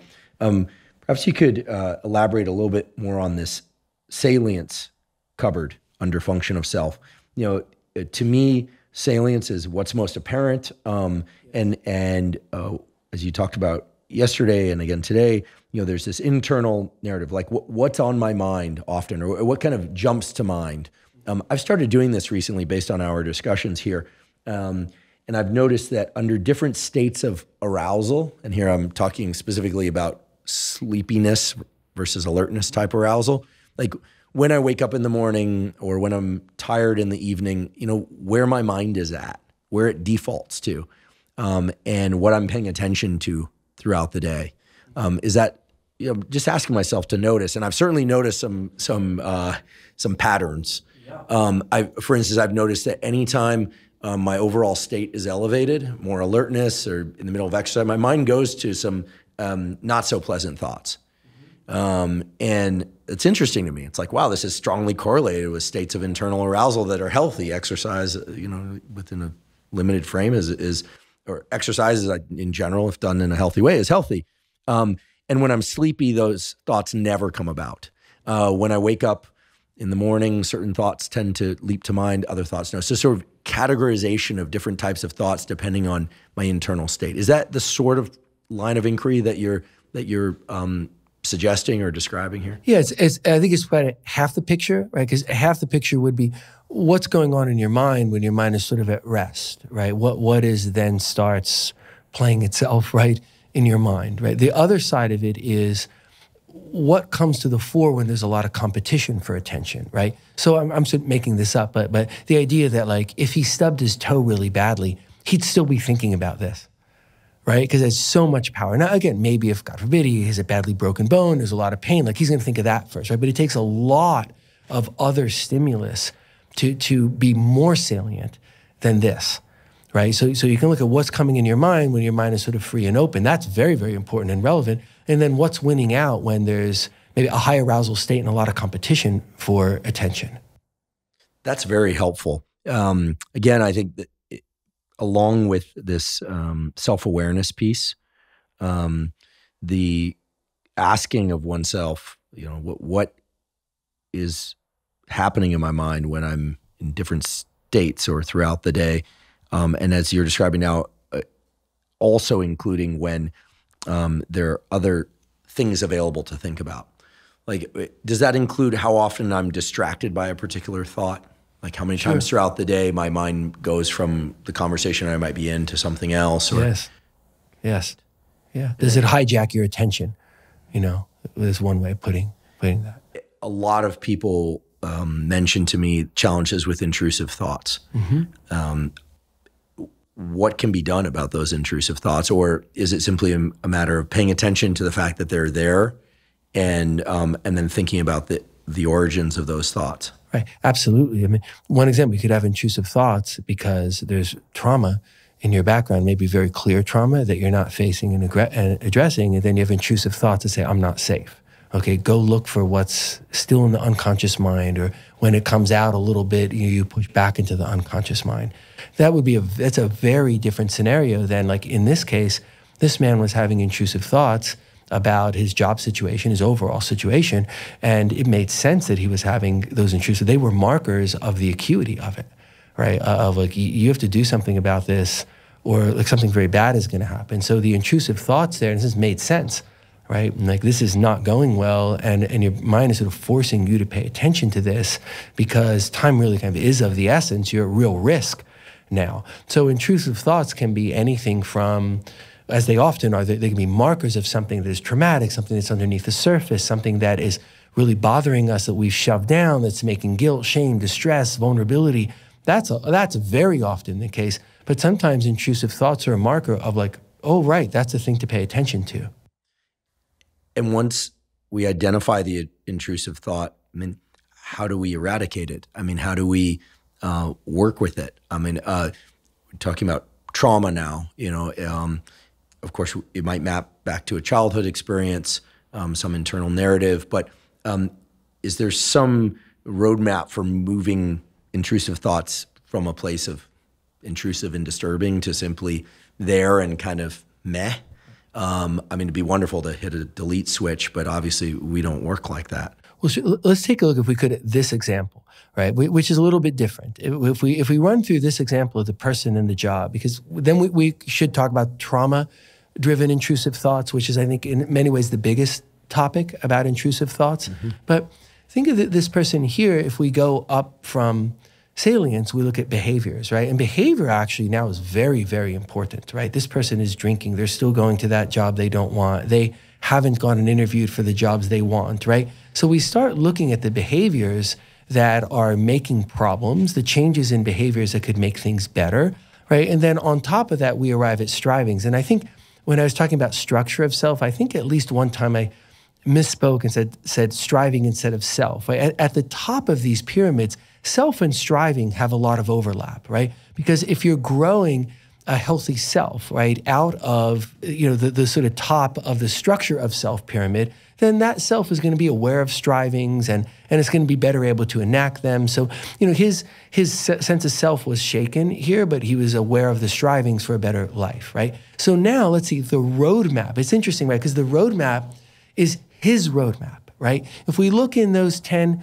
cupboards, we come up with a roadmap. And the roadmap doesn't have us spending very much time in like unconscious land, right? Because he doesn't really need that, right? If we look at what makes the difference for him, what did we do, right? We really cultivated the self-awareness, the I that is making decisions for him. We looked at how his defensive structure had changed and the things he didn't want to be there now and the good things that were there before, and how could he get back some of that? How could he trend back towards what was working before? So we start to really look at that, and then we go from there really to changing behaviors. Like it requires a behavioral change, which is not to walk up to the precipice of doing this each day, but to actually do it, right? Because it was very clear, all the vectors, so to speak, inside of him were pointing towards doing it, and that was consistent with the self being healthier, that garden growing on top of the structure, and the strivings then being realized. So for him, that was the roadmap. And the salience, right, wasn't really part of it because the intrusiveness, the salience bias inside of him made sense. And then like, of course it went away once he made the decisions, right? Because the intrusive thoughts of like, you have to figure this out, right, weren't there anymore, along with the intrusive thoughts of, you'll never figure this out, right? Like it goes away because he made the change. But he made the change because we looked at self-awareness and we strengthened self-awareness. We looked at defense mechanisms, how they could be versus how they are. We looked at the behavioral change, which was really necessary. And then also referencing a character structure that has difficulty, right? Coming across the precipice, right? So we say, okay, that's a baseline characteristic of him. We kind of understand that, but how do we help him change the behaviors anyway? When he does that, the self is in a better, happier, healthier place. The strivings are realized. This person that stops drinking in the way they were. They start doing the enjoyment aspects of their life. They start doing them within reasonable bounds again. They're taking care of themselves. Person smiling, and now think the generative drive is much more fulfilled. So what comes on top of those pillars, right, is that person has a sense of humility, right? Enough humility to say, I'm going to walk away from this job. It's okay that the people in the job will think I'm crazy. How could you leave that? And like it triggers something in me in some way, but like, it's okay, right? Like I don't have to, I'm not out there for that. I'm not out there for the big thing that everybody is guiding. I can have the humility to go to the job that I know makes a difference and feels good to me, right? He's empowered to make change. We're moving away from the disempowerment to the alcohol and the avoidance, right? So there's empowerment and humility. And absolutely, if you talk to that person on the other side of it, like shortly, as he was enacting it, right, getting just to the other side of it, there was so much empowerment and so much humility, which were then brought to bear through a sense of agency that made the changes, right? That changed the job, that stopped drinking, that dealt with the people who thought negatively of it,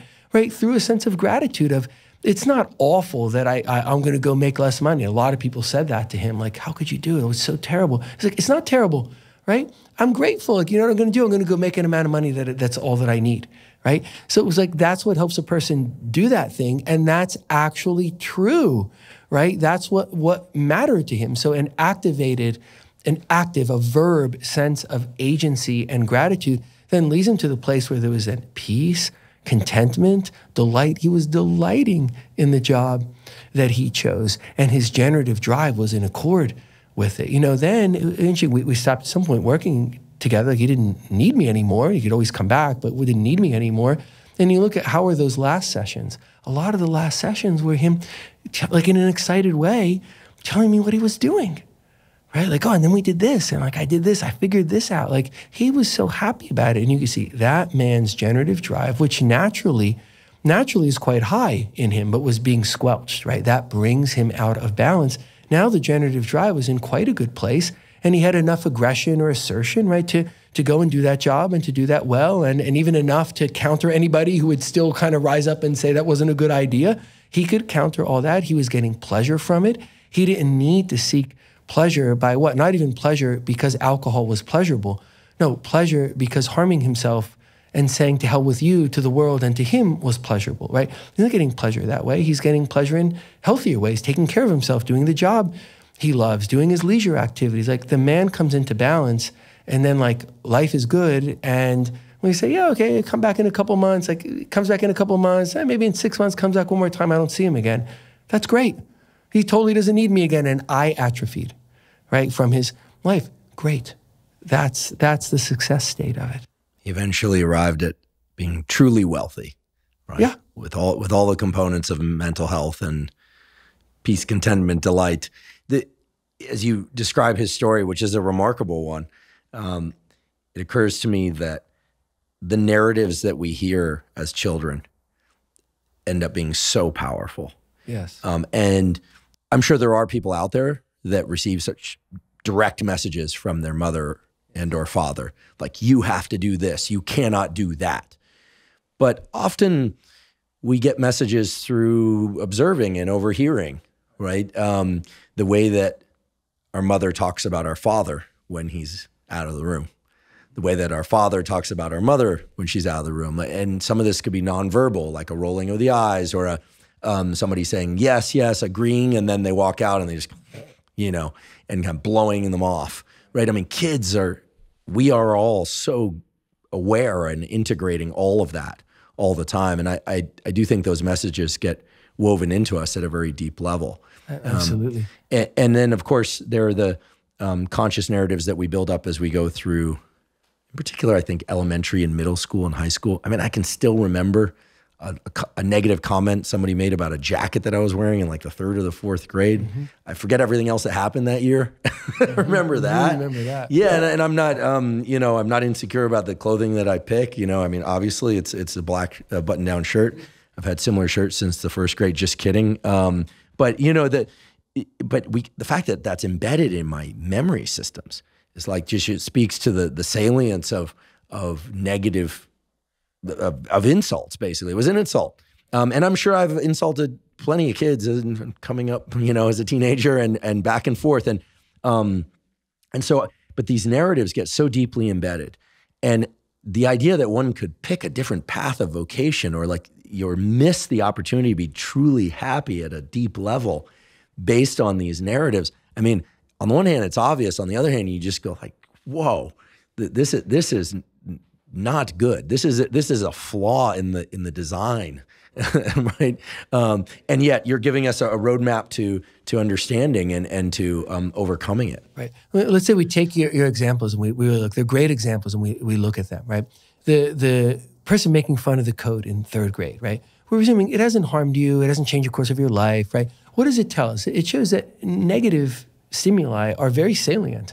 Right. I'm sure you got a lot of compliments in 3rd grade too. Right? But it's the negative that stands out, which just shows that there's a salience bias in us towards the negative. And that's probably about survival and threat sensing. Like in some ways, it makes sense around human survival, but it doesn't make sense around human trauma, right? So you had given the example of what gets communicated to the child when, say, mother says something negative about father when father's out of the room, father says something negative about mother when mother's out of the room, just to give an example, right? So children, because the complex cognitive mechanisms haven't been formed yet, right?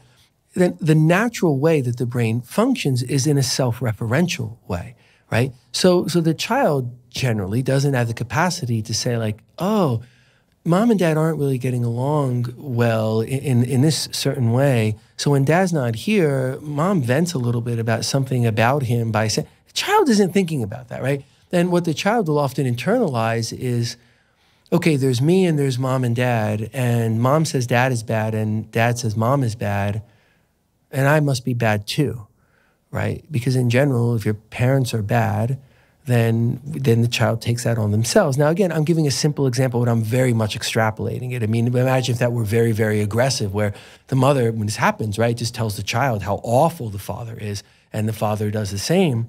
Someone's not gonna come out the other side of that being like, you know what, maybe they're both awful, but I'm not. Like, that's not how that goes, right?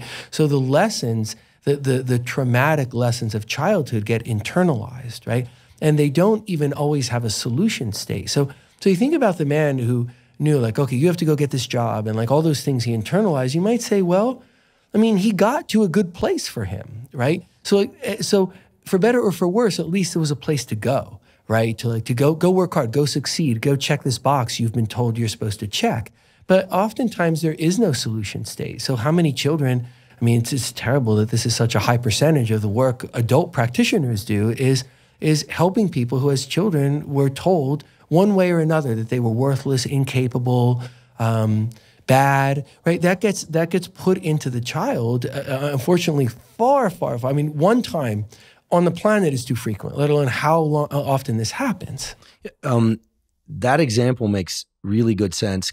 Could we, and this is a question, could we add to that the example whereby the child overhears, again, examples of what, say, men should be like, or women should be like these things. It's not so much like you did wrong, Andrew, or you did wrong, Paul, like or telling the daughter like you screwed up, but it's more again narratives that we overhear, or even a parent showing delight or excitement about a certain phenotype in the world, like, oh wow, look at that person, or look at them, like isn't she beautiful, right? That the young child thinks like, okay, well then that's the epitome of beauty through the lens of the parent. Yes. Or gosh, like this person, like ugh, like then that child internalizes that this is the epitome of disgust with another human being, And I think children are so savvy without realizing it, as to like, okay, well then I guess you move toward that, and you aspire to that, and you deflect from that,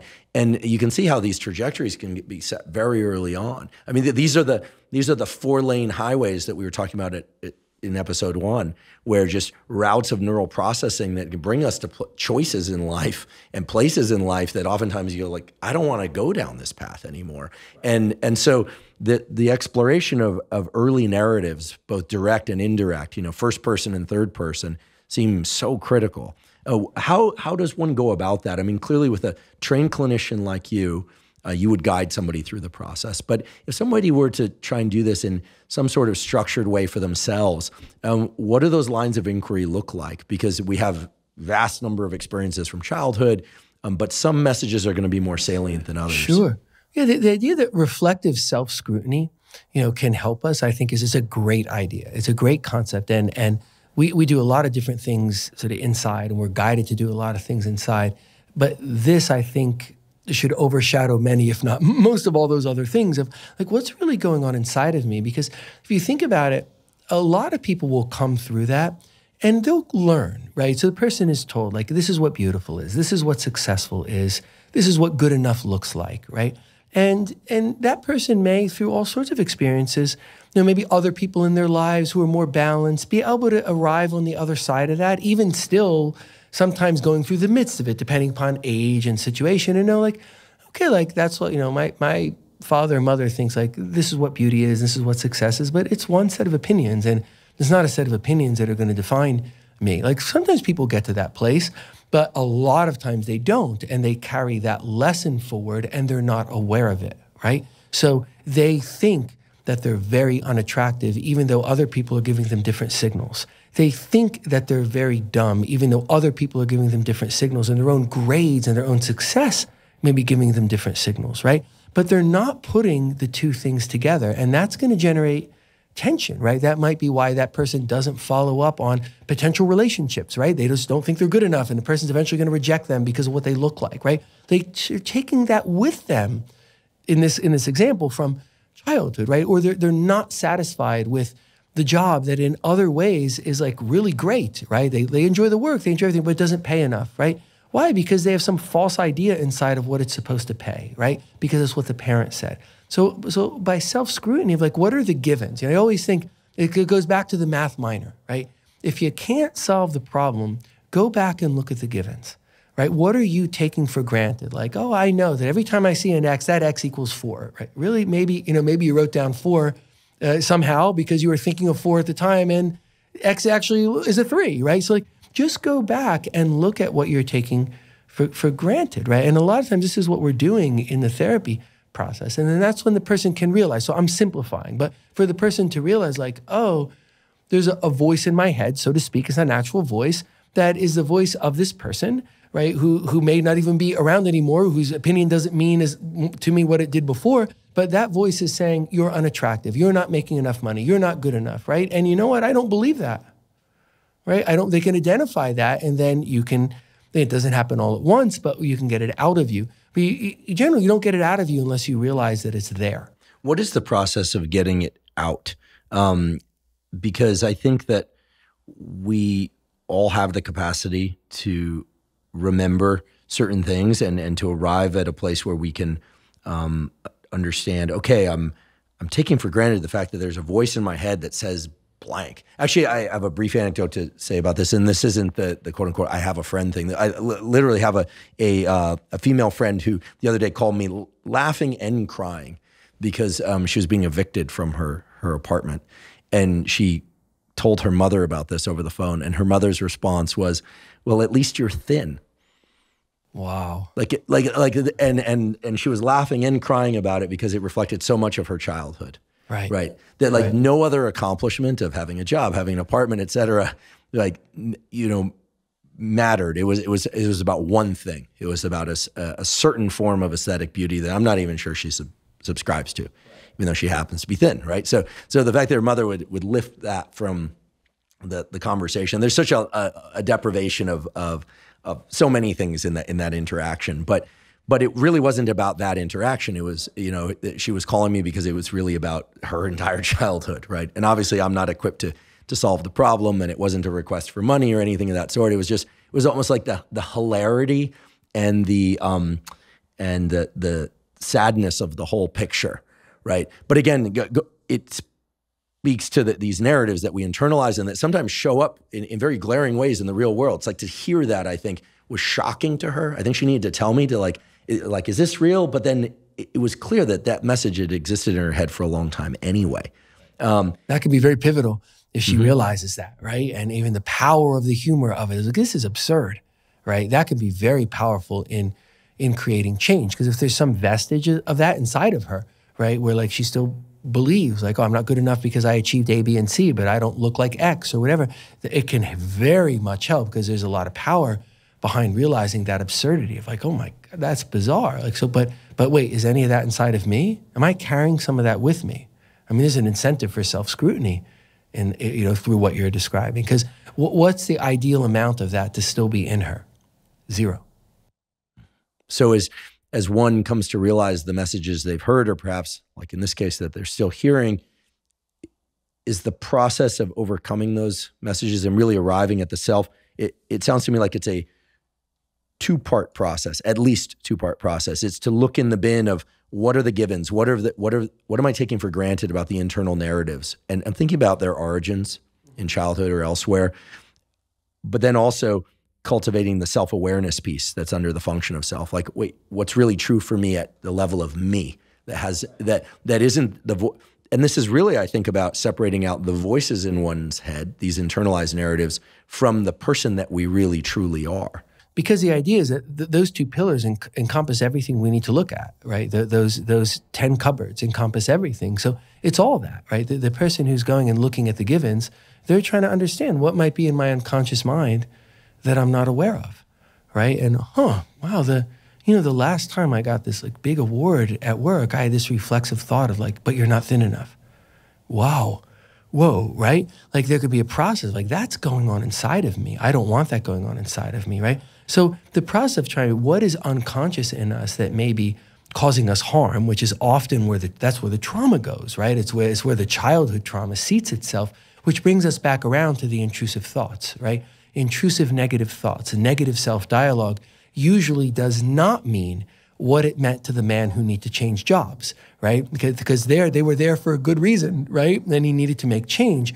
More often, they're the vestiges, the hangover, the lingering badness of some prior trauma. So oftentimes when you think, like we talked a little bit yesterday about the person who was driving in the car and just telling themselves over and over that they're a loser, right? And then they can't achieve the things that they achieved when they stopped doing that. I'm simplifying a little, but that's the basics of it, right? Because the intrusive thoughts, the self-narrative, all the negativity in us is often coming from places that are in the unconscious mind, right? Not always, but this idea that I don't think I'm good enough. I'm saying it to myself over and over again, like, wow, let's go back and look at why, because the answer to that, again, lies in a different place. There's just a different roadmap, right? The man who needed to change jobs had a roadmap that like spent a little bit of time in the I, self-awareness, and then it went through self-defense mechanisms in action land, and it spent a lot of time with behavior, and then it got up to the strivings. That's his roadmap. Whereas for someone who's laboring under the intrusive thoughts, the negative self-talk, the automaticity, the givens of childhood trauma, then needs to go to a different place where now we're spending time in the unconscious mind, thinking about what's there, figuring out what's there, bringing things to consciousness, right? That person, say, realizing maybe, your friend who had this realization of like, oh my goodness, we say, wow, did that bring something to the conscious mind in her? If so, great, let's look at that, and let's look a lot at it, and let's look, are there other things there too, right? Are there other givens, right? Let's bring them to consciousness so that we can talk about them, we can identify them, and then look at how does that relate to defense mechanisms and character structure, and like now what are we doing? A process of interested inquiry. Like, this is really interesting. I mean, it should be interesting to the person doing it. It's them, right? And it should be interesting to the person doing it with them, right? Because if you're a therapist and it's not interesting to you, you need another job, right? So, or you're talking to a friend, like if it's a friend is going to be interested. So there's an interested, honest, open inquiry with the idea of, like let's learn things so that we can make change for the better. And even though, as we talked about yesterday, the intrusive thoughts and the self-dialogue that's gone on over and over and over again, it doesn't go away easily. But that doesn't mean it doesn't atrophy over time and go away. Or that the person can have that reflexive thought like, oh, there's the thought again that I'm a loser, or that I should cut myself, or I should drink, or whatever it is. And like, I know that thought appears in me automatically at times because it was in my head for so long, but it does not telling me anything, right? It's just an automatic thought. It's not telling me I should drink. It's not telling me anything, right? Other than the fact that like, oh, that's what happens in human beings. Like that's how the self-understanding brings change in us and gets us over the barriers of, well, I've been trying this for, what modern mental health would often have us think. I took the selects and I did the 10 sessions of CBT. I'm a failure. Nothing will ever get better. A different framing that says, hey, like this can get better over time. And my understanding and my efforts and my thought redirection, my behavioral changes, all makes it better. And then those things I don't want in my head, they're going away. It's taking time, but they're going away.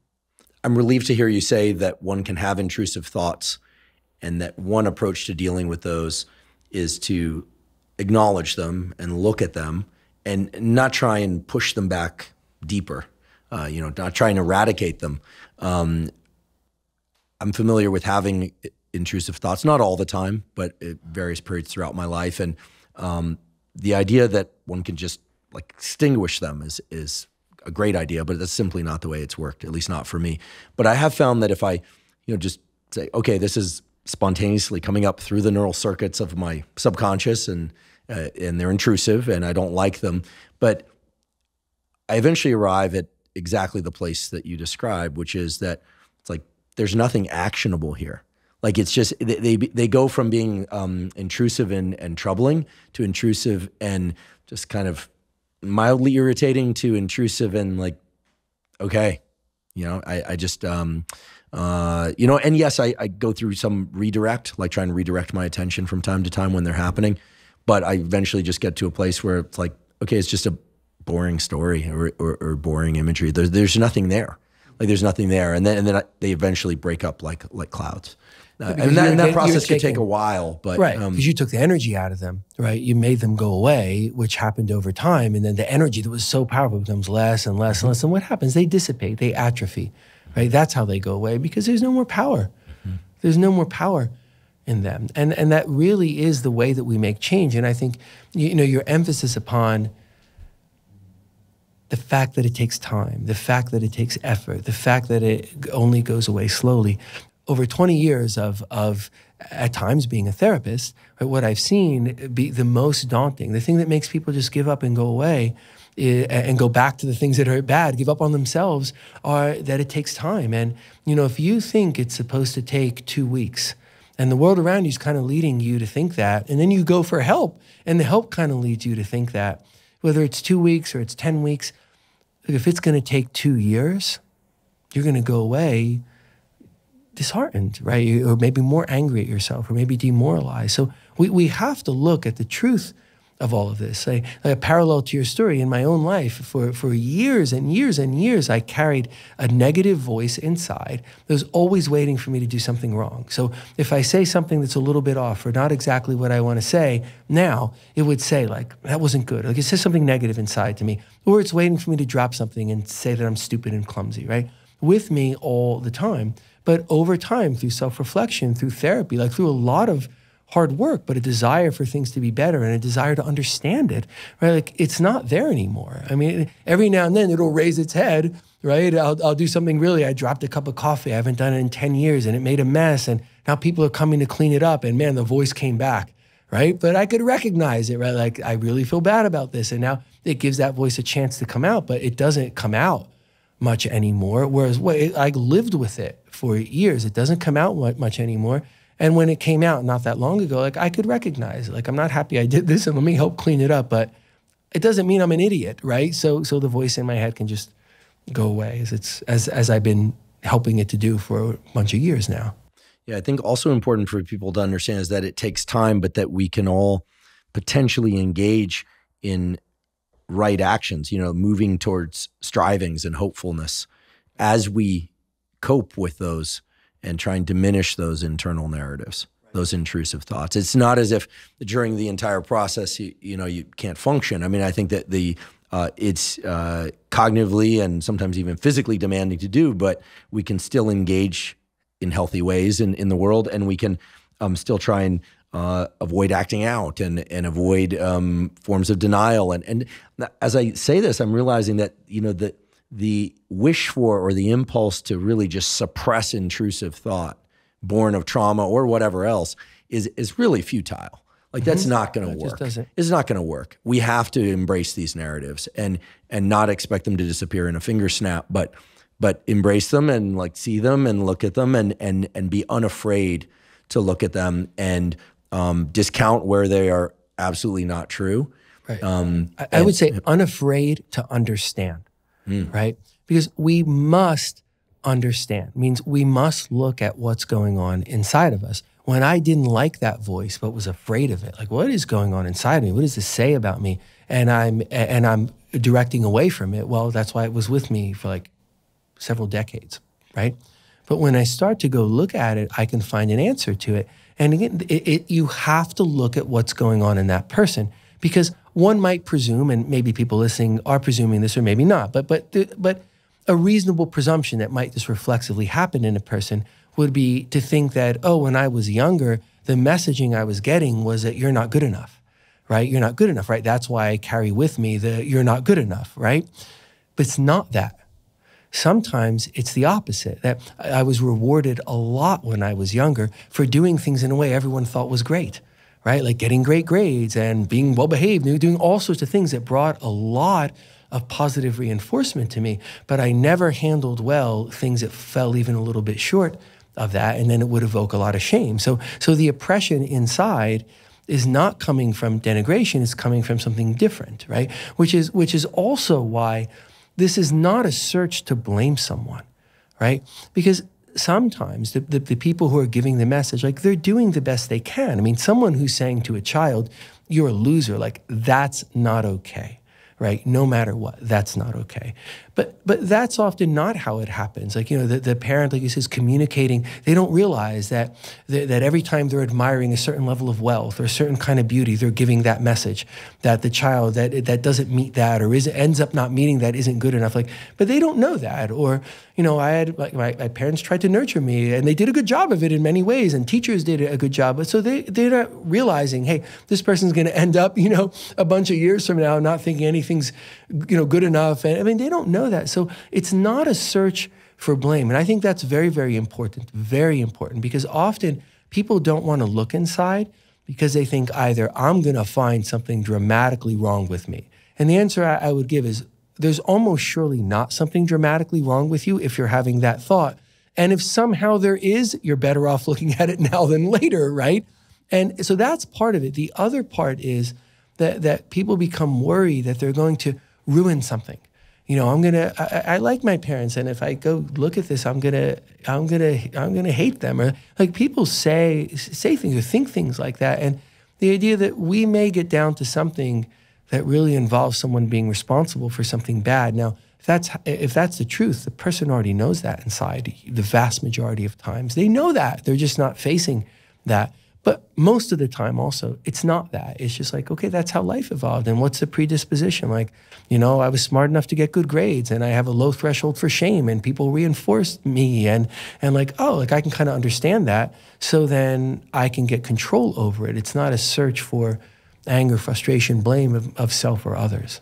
Yeah, and oftentimes I hear that people are afraid of dealing with these deeper issues or addressing these deeper issues for fear that they'll lose, say, their drive, right? The thing that makes them successful in the first place and that allows them perhaps even to afford therapy or afford the time to think about these sorts of questions. So it seems to me that the drives that you referred to earlier, the generative drive, the aggressive drive, and the pleasure drive are such critical nodes or areas to look for all of us in terms of figuring out whether or not we're doing well or less well according to some features that are pretty much universal in people. Essentially what I'm saying is at least by my understanding, we all have drives to some extent or another. And to the extent that our aggressive drive is very high and pleasure drive is very high, and whether or not it's pointed in the right direction, it can be generative. If it's not, perhaps it can undermine our generative drive. I'm very curious to know how you've observed the different ranges of these drives in people and how that predicts whether or not people will do more or less well in different areas of life, essentially how the different drives play out. Mm-hmm. Mm-hmm. Mm-hmm. I think that the first thing to say is where the drives are at, so to speak, in any of us is a combination of nature and nurture. So the nature part tells us the range sort of that the drive is going to be. But because nurture means so much to humans, as we understand it from epigenetics, from the advancement of science, we see more and more and more how much nurture matters.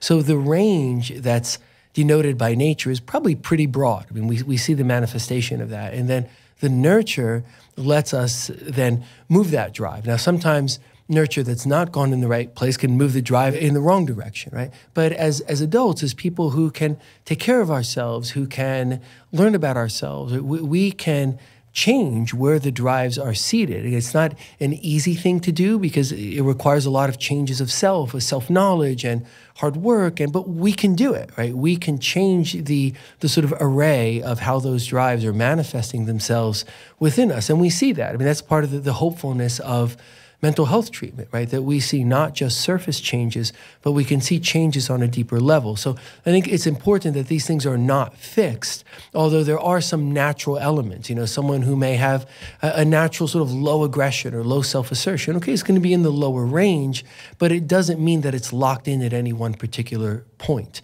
And that the place that we want to be, what is the place that's consistent with the things that we want, the agency and gratitude as verbs, and the sense of well-being and all of that. So the idea is the state of health has the generative drive as prominent, right? It's the dominant drive. And then aggression and pleasure, which are still active in us, but they're subserving the generative drive. And that's the state that we wish to be in. So when we're assessing, okay, why is there something that doesn't feel okay or something that's not going okay, right? Then one way to start, right, is to look at, okay, what's going on in the person? What may be off in the drives? That gives us a very strong idea of, okay, what's going on, a way of understanding what's going on as we then go and look in the 10 cupboards to figure out the specifics. Okay, what is actually going on here that we can then change? But the framing of what's going on can come through the lens of looking at the drives and how they're manifest in us. What does it look like when the aggressive drive is very high and the pleasure drive is also very high? So if these drives are running too high, where we end up at is in a place of envy, right? And envy, I'm always sort of on the soapbox about envy because I think envy is just so wildly destructive. And if the aggressive drive is very high, so the person, say, in one way this can manifest itself, just wants more and more and more, right? They're not getting satisfaction from anything, but they want more. That may be because of a strong vulnerability inside of them. So something that might map to narcissism, for example, there could be a strong aggressive drive to get more, and that leads to something that's very unhealthy. So the idea that I want more, I need more, I don't have enough, I can't get enough, then fosters envy, right? Which is not the desire to like be better or to have more, but it's just the desire to feel better about the self, whether that involves raising the self up or bringing someone else down. That's why envy is destructive. So very high levels of aggression that are not tempered, for example, by a generative drive that would also be high, then create a circumstance of envy, and the envy is destructive. And the same happens if the pleasure drive is very, very strong. So if one continues to want more pleasure, so I can't find any satisfaction, I don't feel good about myself, I feel bereft inside, right? And I see that, pleasure can make me feel better, but just for a little bit, right? Then it fades away and I want more of it and I want more of it. That also can lead to the place of envy. Like that's the outcome. So if the aggressive drive is running very high, or the pleasure drive is running very high, or if both are running very high, but it only takes one in order to end up in a place of envy. So if the generative drive is not high enough to overcome how high the aggressive drive is, which would mean then the aggressive drive would be sublimated towards good, productive things. So take the energy and put it towards something that is goodness. But if the aggressive drive was way out there ahead of the generative drive, that ends up in a place of envy, as does the pleasure drive. If I want more and more and more, but I never get satisfaction from anything, it never brings me any sense of goodness, that where it ends is in a place of vulnerability and resentment, right? Because envy involves wanting more, right? And envy, if we look at what's really going on, envy under the surface involves wanting everything, right? If a person is at the outer limits of envy, right? Which is why envy is so destructive, because if I can't get enough pleasure and there's so much aggression in me, then I'm not going to make myself feel better. But what I can do is make other people feel worse. I want to ask you more about envy, but first I want to ask, is one way to characterize the generative drive and to distinguish it from the other drives is to say that generative drives are pro-social, meaning they tend to bring about benevolent interactions between people? Mm-hmm. Yeah, in the sense that, so pro-social as constructive, right? As in a sense, building goodness, then yes, because it's the drive in us that makes us want to love and nurture things, right? That makes us want to learn and sometimes learn to make better in the world or learn for learning's sake.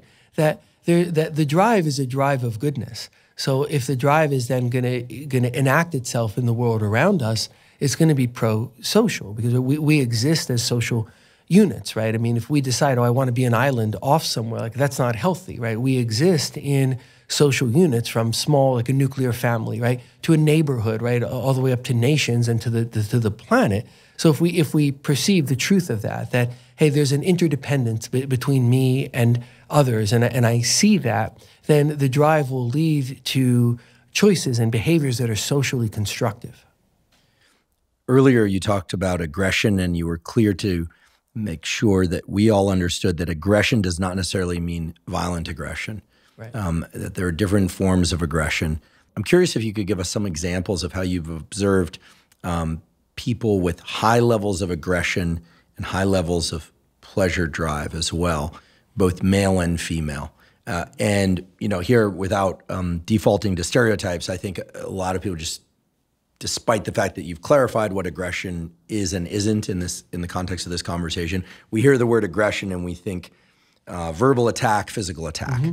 However, the way you're describing aggression and the aggressive drive, I have a feeling that you're referring to other expressions of aggression as well. So if the aggressive drive is running too high, and that could have factors of nature, factors of nurture, right? Factors of the situation the person is in, factors of their whole life, but it ends up at the moment in a place that is too high, then what that person is doing in one way or another is to try and exert an unhealthy level of control. And that can be done in so many different ways. It can be done in that overt way of just intimidating people, right? Of using harsh language towards people. It can be done by manipulating people. It can be done through passive aggression. There are all sorts of ways that the person can try and exert unhealthy control, but that's where we end up if there's too much expression of the aggressive drive in us. That makes sense, and it reminds me of an example from my own life where, well, first off, I should say I've had almost exclusively positive collaborations among my colleagues at Stanford and elsewhere. Like every one of those collaborations has ended in a paper that we were all happy with, but more importantly, the relationships grew and were not diminished, right? But I had one collaboration with someone not to be named where it was going very well, but I had the need to reschedule an appointment. So I sent ahead a note about the fact that my car needed dealing with. I had some other things. I explained why I need to reschedule the appointment, and didn't receive a reply, which was a little unusual, but then eventually received a reply that said, well, it's clear that you don't want to pursue this collaboration, which is like the furthest thing from the truth, right? And so I expressed that, and then the collaboration was reinstated. But it brought to mind some concern for me. Because it was sort of an extreme reaction to, something that happens among academics, or anyone. We get busy where things come up. It was important to tend to, the car, that is. And then at some point later, they were late to a number of meetings.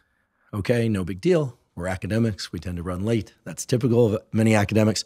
But then I was late once to a meeting, and they essentially left and wrote an email that said something of the sort like, I've got my own great ideas, so I'm no longer interested in pursuing the collaboration. Wow. And I was like pretty shocked, right? Because there was nothing really outside the ordinary in terms of busyness and professorial schedules, and there were other people involved, postdocs and things like that. And there was a great project to be worked out. So I remember being disappointed, but also really kind of surprised. But then when I mapped it back to the earlier example of the car incident, I thought, well, like there's a real sort of lack of ability of this person to handle disappointment, and yet they're exerting or demonstrating rather some of the same behavior of occasionally running tardy and these kinds of things. And I remember feeling like it was pretty aggressive. Like it's a pretty aggressive reaction to something that, could have been handled with a conversation. Now, I must say I'm very grateful that the collaboration didn't proceed and it went elsewhere and it worked out great, and they're doing great and we're doing great. And so no hard feelings, but it stands out to me as a pretty salient example of aggression, but not played out at the level of yelling or anything. There's a passivity in there, but then there's also kind of a kind of entitlement. And here, of course, I'm only looking at the other person's behavior. And I should acknowledge, I realize canceling, not good. Being late, not good. But listen, I'm a human being, and you canceled once, you were late once. This isn't habitual. This is human stuff, right? Right. And a lot of good work had gone into the project. Right. And there was a cost where most importantly, the postdoc suffered because they weren't involved in these interactions at all, and yet the project halted at that point. Mm-hmm. So to me, that seems like an example of somebody who has a strong aggressive drive, and that's clear from they're incredibly successful in the academic domain. And when disappointed, lashes back or is passive, one or the other. Is that kind of what we're getting at here? Right. Not surprisingly, perhaps the person rarely publishes with other people. Right. Probably that doesn't make a very good collaborative partner. Right. And it totally makes sense. I mean, think about what you're describing here, right? Which is some vulnerability in the person. There's some way in which the person doesn't feel good enough, no matter what this person has achieved. So then there's a sense of the need and the right to over-control. So when you agree to work together, you didn't agree that I'll never have to cancel anything, right? Sure. But the thought was different. The framing is different on the other end. That now we're going to work together, right? So I'm exerting significant control over you, right? And again, you're not aware of it, right? And maybe that he's not aware of it. In this case, it was a she. Oh, okay. So I was thinking of someone different, but she has to have some deficit of self that results then in the reflexive need to over-control. And think about the first response is a non-response, right? That's aggression, but it's just passive aggression, right? The thought would be, well, you're worried something doesn't feel good in you because I didn't respond, which was true, right? You're expecting a response. Maybe you don't know. Did she get the email? What's happening? Is she mad? So it's sort of effective. It creates some consternation and some dissonance in you, right? Then on top of that, the person is willing to potentially at that point sacrifice the relationship, right? So you think about aggression now is not good, right? This excess aggression is not good for you. It also is clearly eclipsing the generative drive, right? Because it's not good for this person and their research. It's not good for this person and the postdocs in their lab, right? But the person is willing to accept that in the service of gratifying the excess in aggression. Now, so then you said something that then sort of made it okay, right, for the short term. Okay, then the person feels gratified. Like whether you apologize or not, they took it as, you've to some degree bowed down before me now, like it'll be okay, at least for the short term, right? But then the next thing that happens actually does end the collaboration, right? So that's not good, right? And you say, even from a self-serving perspective, that person was collaborating with you for a reason, right? She saw a benefit to the science that she's very, very interested in through the collaboration with you, but then let that all go, right? In the service of what? In the service of the ego, right? Of, I don't feel good enough about myself. right? The response to that then is a response of envy, that I don't like that you have the freedom to behave differently than I want you to, right? I don't like any of it. I don't like that I don't control you as much as I would like to. And ultimately, it's that envy that becomes destructive. So it's a setback for that person. It's destructive of the science that person was doing. It's destructive of the science that you were doing. So envy is destructive. And here, the high level of aggression, the aggressive drive is at a very high place. It's exceeding the generative drive. The pleasure drive isn't high enough either because there's not enough pleasure coming from the great science that's being done, right? So then the person is approaching the world through the lens of envy, right? They don't feel good enough. They want to exert that aggression through over-control, and what they end up doing is destructive, right? And it's very clearly destructive. It's a great example because it's destructive of the science, which is ostensibly the reason that you're there, right? It's the reason you were there. But someone who needs to exert over-control is there not just for that reason, and then the other reasons can trump the generative reason that they're there. And that's how envy, when it is the product of aggression or pleasure-seeking being too high, always, unfailingly creates destruction. And how different is that from agency and gratitude as active verbs, right? There's a sense of agency, but the agency isn't being exactly enacted, because if the agency is being enacted in the service of science or career or whatever it may be, that's not going so well, right? And the gratitude part isn't active. Like, my goodness, I'm here. Like, I have this great career. I'm discovering things. I get to spend my life in science. I get to collaborate with you. Like, there's so many things to feel good about. I have postdocs in my lab, right? I get to nurture them because I know more and I can guide. Like, that's not leading, right? Envy is not those things, which is why people who are doing that, at least in this realm of life, although this often, this bleeds into other realms of life. What the vast majority of times you see is someone who does not have happiness, right? In the way that we're, happiness with the quotes, right? That happiness is, the sense of peace, right? The sense of well-being, right? This being able to delight in things, contentment, right? The person doesn't have that, right? And here it's interesting, right? This person gets to the highest levels of academia, and they're very successful, and they have a lab of their own, and they're collaborating. You think that's all great, right? But not inside of them. It's not bringing them those things, as evidenced by how this person is behaving. And I would bet almost 100% if you say, what's that person like in other aspects of life, at least in the professional realm, probably in others too, no one's going to describe a happy person. So much of what you just said captures this individual extremely well. And it also reminds me that so much of the way that you're describing this aggressive drive can also be observed perhaps in the way that people show up to social interactions.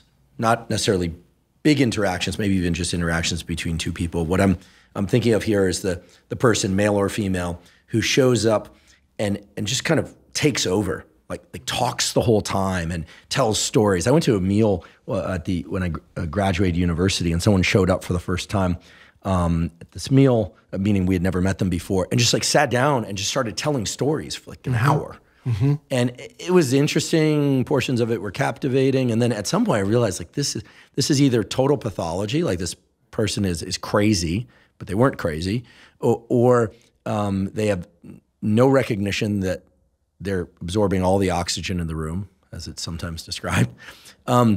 But it seemed like they had this need to just control the whole environment by way of speech, just fire hose stories.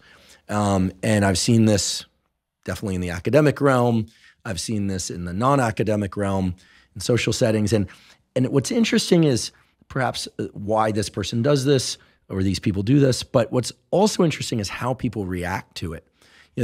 On the one hand, I think most people find that kind of obnoxious. Mm-hmm. But there also seem to be people who see this as oh, that person has a lot of agency, they're a leader, they actually grab a lot of the attention that they're seeking, and we tend to view those people as kind of empowered. Mm-hmm. I don't actually think that they're necessarily empowered, but perhaps this stems from the feeling that the rest of us, I like to think, have, which is some sense of social etiquette, where there's some give and take. You walk into a room, you kind of assess, what's the context here? There's some listening as well as some speaking, and so on. And so when someone shows up and kind of violates all those rules, on the one hand, it can be obnoxious and overtake everything. But as I said before, there's also this sense of like, that must be nice to just be able to like be as one feels. And so I think I'm describing this not because I think people should mimic this type of behavior either way, be really meek and not say anything that's on their mind or just overtake, but because I feel like it might be an exploration of this aggressive drive. And if someone's doing that, are they trying to like mask something else? And why do people react to these seemingly powerful people in this way? These things happen in the world around us, right? They're independent of the spectrum of gender, the spectrum of intelligence, achievement, right? They're human problems. So a person you're describing, whether that person has character structure problems that are present with them across time, or whether they're in a certain place, whether it's in life or today, like we don't know for sure what the underpinnings, but what you're describing it's a presentation of narcissism. Right? And remember, narcissism is rooted not in confidence, not in arrogance, right? It's rooted in vulnerability. It's rooted in, I don't feel good enough. And narcissism then engages with the world through the lens of envy. So no one else gets to have any time. No one else gets to say anything funny. No one else maybe gets to say anything at all, right? There's a dominance of the room, right? There's a dominance of the room that comes through an inability to tolerate the back and forth of human interactions, right? Human engagement, right? So then that person becomes very dominant. And why is that? Because when they tell a story and they get a laugh, or even if it's not that funny and it's the 15th story, but somebody smiles a little bit or nobody smiles, they can perceive inside that like, I just did that, I said that, and maybe somebody responded positively. I feel good about that. For a split second, now that's gone. And then the next thing comes and the next thing comes, because people who are coming at the world through the lens of narcissism, whether it's just in that particular event, right, or it's across life, right, are never satisfied. And nothing ever brings enough goodness. Nothing ever brings enough feeling of pleasure. So the person then wants more, and that's how the person dominates the room. Now that can be very seductive, right? Narcissistic people, not always, but are often very seductive because of that appearance of mastery, right? Of control. So that person did have, we could look at it in the short term and say, that person had mastery over the room, right? No one said anything for an hour but them, right? So they had mastery over the room. They had control over the room. But what they're doing is exerting over control, right? In the short, it's like, penny wise and pound foolish, right? They borrow $1 today to pay back 100 tomorrow, right? Because they got to control that room. But a lot of people, not everyone, right? Some people are seduced by it, right? But a lot of people will take away from that something that's not a good feeling, something that wasn't mutual, that doesn't make that person want to collaborate with that person, even be in the same space as that person, right? So it's counterproductive, right? Because the people who might come under the spell, so to speak, right?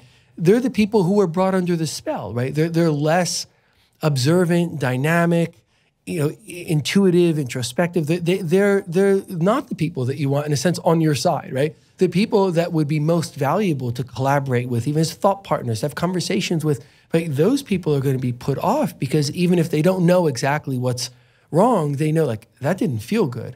And they map, do I want that feeling more in my life? No. Right? So that's the counterproductive aspects. Well, that's why narcissism is destructive, because you might say, well, there's nothing destructive in that, in that interaction. But again, you have to be standing so up close to it that you don't see the bigger picture. Because when you stand back from that, that's not a person who's, by and large, you see that's not a person who's interconnected in the world around them, has a group of good supportive friends, has a bunch of colleagues where they can sort of exchange information and because all that social dynamic has to happen in the rest of life. So you're seeing a situation that is counterproductive, that is destructive, and you always see that when people are enacting narcissism, whether it's, okay, a bunch of bad things have happened, and for whatever reason, like I'm in an unhealthy place and I'm enacting it right now, or if I'm enacting it every day of my life because it's in my character structure and I haven't recognized and changed it, it's always destructive. The narcissists that I've known and observed almost always seem to have a partner who clearly supports their narcissism, or at least doesn't speak up very much against it, at least not publicly, and not much else, except a professional role. In fact, there's one scientist who I did not work with who comes to mind, and the joke about him was always that this person would talk about themselves endlessly for the first half hour that you run into them and say, okay, well, enough about me, why don't you tell me about me? This person moved to a different country with their partner, comes back every once in a while, has essentially done nothing over the last decade or so, kind of left the field. And it's kind of secretly the laughing stock of the field. There was one other anecdote about this person. I'm not picking on them. I'm just trying to explore these dimensions of aggression and low pleasure drive and envy. At lab meetings, it was well known that they would host a basketball game. But it was well known that you did not want to score like on this person. Right. Because you would be asked to leave the lab. And indeed, several people were asked to leave the laboratory for having embarrassed the lab head at one of these lab events. Well, by participating in exactly the event that was described, in the way it was described, and doing something competent. Right. So the game was essentially a way for the person to build themselves up. And they were a mediocre at best basketball player. So like, here's this game where everyone's expected to pretend, right? And I have to pretend that the person is actually better at what they do than they are. And in some ways, it feels like a replica of how narcissism shows up in so many other areas of life. Like you said, these people are rarely surrounded by people who are actually very bright, self-effacing, et cetera, who they tend to gather people that just support them or no one at all, because no reasonably healthy person would choose to be around that. Right, because that game is a metaphor for all of life for that person. It's sending that message, like see this message and extrapolate it out to everything else, right? And what's the metaphor? What's it communicating? It's communicating that you don't do anything better than I do. Right? You don't rise above me, interestingly, right? You don't rise above me in any way. You don't get to know things I don't know. You don't get to do anything better than I do, right? Or I will be destructive towards you, right? It's fascinating, right? Because it's not about the game, right? The game is a way of communicating that message, right? Interesting, the person's not even that good at the game. Like, why not choose something you're really good at, right? Because then the message is not communicated as clearly, right? And a lot of this is unconscious. Let's choose something I'm kind of fair to middling at, right? And then make it very clear that no one gets to be better, or I do something destructive to them. I mean, that's exactly what that is. And imagine, like, someone is thrown out of the lab, right? I mean, like, this is in many ways like the biggest thing in their life, or one of the biggest things in that person's life. It's anti-generative. I mean, the cost of that in the larger world is one less potentially fantastic scientist. Right, and that's always the broader picture, because the narcissist is standing very, very close to the tapestry, right? And so the interaction there is, you have scored a basket when I have not, right? So you don't understand the message that you're not supposed to exceed me, and now I will get rid of you because you're dangerous to have around, right? Because you don't get the message, and you may exceed me in other ways. And also, I'm going to feel better because I have the power to be punitive, right? Even though it's wantonly punitive, right? And completely unjustified, but I have the power to do that, and it'll make me feel good than to push you away, and I know that's not going to be good for you, and I'll feel good about that, right? But that doesn't last, of course. That's why the person continues to do it. And it also doesn't understand at all that, like, that's not good for science, right? Or most importantly, that's not good for me. Right? There's a graduate student in that lab, because you didn't say fire the graduate student, make the graduate student leave if the person wasn't good. No, it's make the graduate student leave no matter what. So the person is doing things that are injurious to the society around us, obviously to the specific person they're targeting, and also to themselves. And that's where if you follow envy, and you see high levels of it in situations that are unbounded. So like this situation is unbounded in the sense that the person can do that. There's no higher authority. Right. Well, labs, now this is changing. And by the way, I should back up a second and say that I do believe, and it's been my experience, that most scientists and lab heads are not narcissists, are quite kind, are benevolent. I mean, they can be a little quirky. We're scientists after all, but not narcissists. At the same time, it is true that for a long time, less so now, laboratories were sort of like little fiefdoms. There was very little oversight from the universities.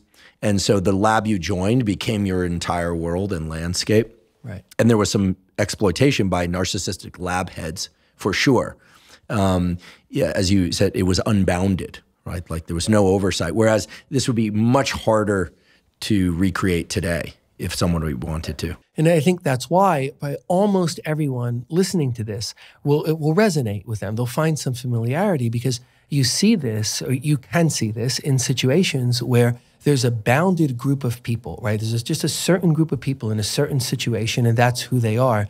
But the authority of the person leading the group is unbounded. So there's a situation where if that person has narcissistic tendencies, aggressive drive is too high, pleasure drive is high but not being met, if all of those things are happening, that's when you see this come to light, which is why the destruction varies based upon the destruction that's permissible within the framework, right? So here, that this person wasn't going to like fire everyone in their lab, right? So in a sense, they could only damage their lab so much, although maybe if you damage your lab so much, you don't get funding, you inadvertently sink yourself, right? So even there, that person could bring about their own destruction. But when you see the other end, where it's truly unbounded, like in the sense of war, right? Is someone who can control a machine of war, who then has everything, right? Like what do they need, right? Well, they need something they don't have and never will get. So now they start enacting war, and war is destructive, right? And you think, oh, that person wants something. I mean, how many times does someone start a war, right? There's clearly an unjustified war, right? It's a war because they want something. Then they get something and they're satisfied, right? That's not how it goes, right? Then they get something and they're not satisfied and they want more. So in discussions at times about narcissism and envy and how that can play out on the world stage. So sometimes, huge events in human history will come up, and people, for example, will bring up Adolf Hitler and the idea that Hitler wanted things. No, the unbound narcissism, the unbound envy wanted destruction. Right? This is a person who, if things had continued to go as this person intended, right, there would have been no one left on earth but him, because the process is nothing but destructive, which is why after the fact, there's incalculable human carnage, right? And he himself was among the incalculable human carnage, because that's the endpoint of narcissism. That's of narcissism on a broad stage, right? That's the endpoint of envy at its highest magnitude. And we see that as examples, whether we see on the smaller stage of the lab, right, ahead that you're describing, or on the larger stage of unbounded war, we end up with destruction, like 100% time. That's the final common pathway for all of that. Are there some consistent themes of childhood that lead somebody to become a narcissist?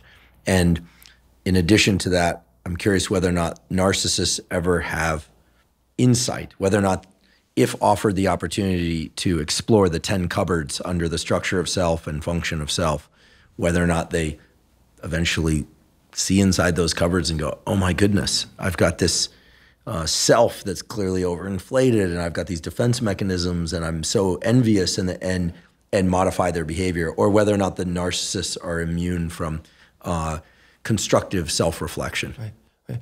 To answer the first part is the vast majority of narcissism, it may be all of it, we don't know for sure, is rooted in the childhood trauma of not feeling good enough, right? Which is not an excuse, right, for people doing awful things. It's not what we're saying. We're trying to have an explanatory mechanism, right?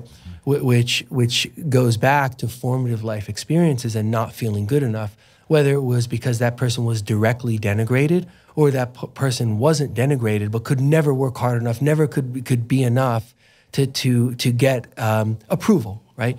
And again, it's not 100%, and human beings are complicated, but if you go and look, you see that there was never a state of like, oh, I feel good enough about myself, right? And if there's never a state of I feel good enough about myself because someone has told me that and given me the pat on the head or given me the positive comment, you can see how in a certain sort of natural lay of the land genetically and in concert with other experiences, that person can get to adulthood with a lot of aggression in them and never having experienced I'm good enough. It's still running along inside of them.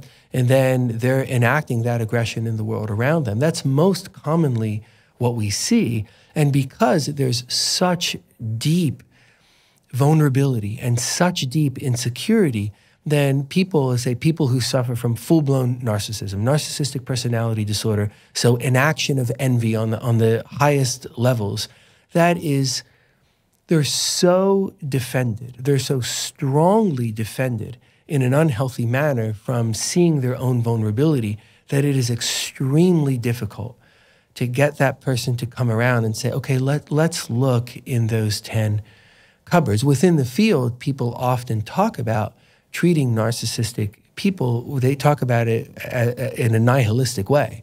And some you'll see very experienced people say, oh, that's impossible, right? That never gets better. Now, I'm not a believer in therapeutic nihilism. I think that, yes, it is the norm that person just can't get it together to go look at that thing. They're so defended against it. They're so afraid of it, right? They won't look anywhere near it, so they're looking in the other direction and they're furthering all that unhealth. It's not the case that it's always that way. And on a couple of occasions, I have worked with, seen, witnessed narcissistic people who can make changes. Now, it's usually in the context of something very extreme that causes them to do that. So someone who will no longer have access to family members they want to see or to financial resources that they need to keep themselves afloat. It's things that often are that dramatic. It's not always that.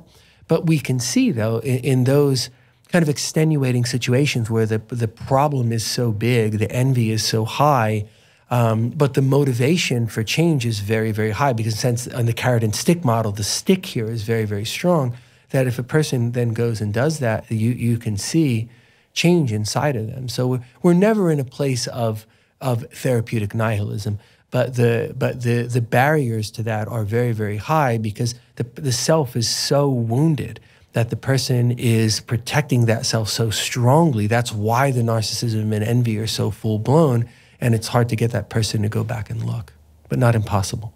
Based on what you're telling me, it seems that it's a very low probability that a non-clinician could change a narcissist. Like, in other words, if one is engaging in the world with a narcissist because they have to, presumably, or they just find themselves in that place, would you say to that person, there's very little, if anything, that you can do to change the narcissist's behavior or psychological framework? If they because, of course, if the narcissist can't often do it for themselves with the help of a skilled clinician, why would anyone else be able to achieve that? So we're coming at what we're doing here from a perspective of truth about human beings, right? And that truth brings with it hopefulness, right? It brings with it hopefulness that people can change and how people can change. And I am 100% all for that. It's the way to look at ourselves, right? But it is also true